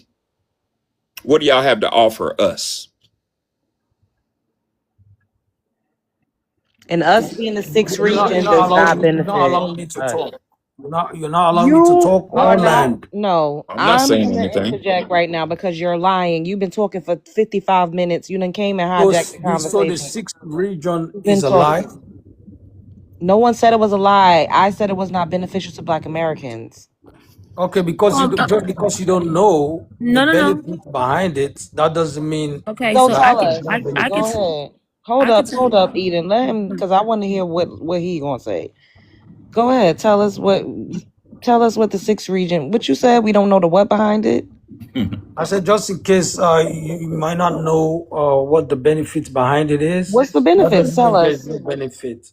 Tell us. So what I'm trying to say here is this: the Sixth Region is just like what you have in Congress. There's a seat there for the diaspora Black Americans to assume. I think there's one Congress guy who is a Black American who have gone there and assumed that seat.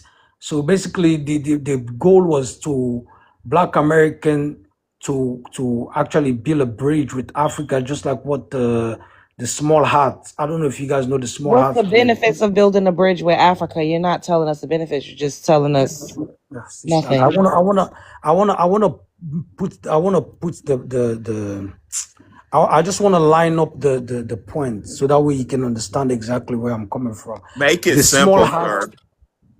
Okay, let me just call the name, the Jews, right? Just like what the No, Jews have here. you can say Small Hats. We know what you're talking about. Yeah, Because- thank you. Okay, the Small Hats. Thank you. The Small Hats, just like what the Small Hats have here with APAC and everything, how they control this economy and the government over here.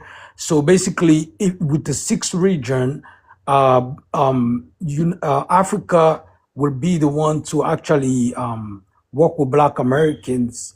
And when it comes to economical empowerment, which means the businesses that you guys have here, like the colleges that you call, all the prestigious businesses that you have from construction to IT to all these big companies. Africa, the African Union is trying to. Can you name one time where Africa has benefited Black Americans economically in a real meaningful way? Yes. I'm listening. Yeah. Basically, there's one time when Muammar Gaddafi actually gave out some money. He didn't give it to us. And then they denied, the United States government denied it. So it didn't happen. Like, let me repeat myself. No. Can you name one time where Africans benefited Black Americans in a meaningful way? And Gaddafi, that's East Africa. That ain't you. That's not West Africa, sir. Sir, we don't consider those things that you heard, East, West. These are just terms. At the end of the day, I know that he's just lying too much for me, love. Yes, yeah. At the end of the day, I used to live there. We see the continent. That's why we I have. used to live there. Y'all don't get along, sir. You need a passport. So if we don't get you need along, a passport to go from African country to African country. I don't know what you're talking about. Okay, y'all do not get along, sir. If we don't get along, how comes we have the African Union? Why are you lying? Well, because they collectively steal from y'all. You see, there you go. You said we don't get along, but we do have a whole union. A union that does what, sir? A union that is trying to work with Black Americans. Trying. We have a 6th region. What has the union done? Also, this are African that want attention.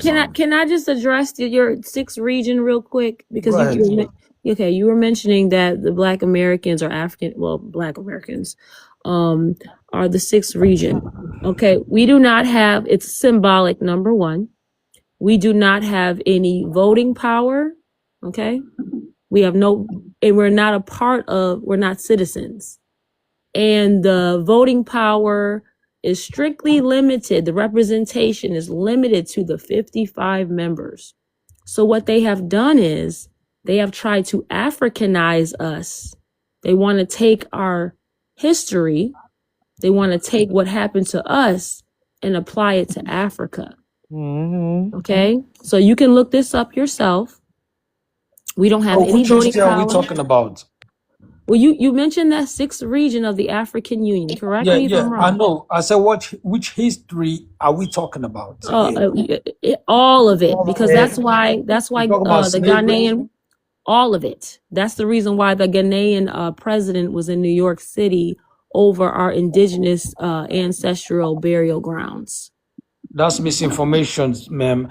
The reason why the guy came here, I can explain and I can elaborate. Wait. What part's misinformation? That he was at the burial ground? Not at the burial ground. The reason why he came here, that's. He came to pay his respect to what they are cosplaying as an African burial ground when it's the Lenape tribe, Negro burial ground, the indigenous people who was here for tens of thousands of years. This is okay. Will I be able to say something, please? Yeah, you can, but you have to know the facts. But go ahead. Yes, this is the misinformation I was talking about. He came here solely. Matter of fact, he was sent by the African Union, backed by all African countries, all 54 states, to come to the the United Nations. So he come to the United Nations to lay a complaint, which means he wants the whole world to understand that slavery is the grievous crime to ever happen in humanity. And everybody else voted yes for that. The only people is America, United States, and Israel, and then Argentina that said no. There could have been an email, sir. They didn't have to come all the way over here and hold a press conference for that. And matter of fact, they even have a whole speech that they give in the United we know all about it. We know it lasted for 2 days. They said it wasn't a crime. They said it wasn't a crime. Matter of fact, the person that the United States appointed to give the speech was a Romanian guy. Yeah, so you're telling us. So again, you're talking about something. I'm irritated. I'm leaving. I love y'all. Spread love is the Brooklyn way. I can't. I'm just gonna say this one thing though. Go The ahead. reality of the situation is this: he thinks he's telling us something about our people. That's the crazy part. And the United States is not going to give Africa anything when they know that the harm was done to the indigenous people. They know we ain't y'all. You know we ain't y'all. So why the hell they gonna acknowledge anything when y'all got modern day slavery going on the continent right now? So what are we doing? I'll I'm be done. back later today. Life is a movie. You're starring in it. The world is a stage. You're at the center. Keep showing up. Spread love is the Brooklyn way. Bye, guys.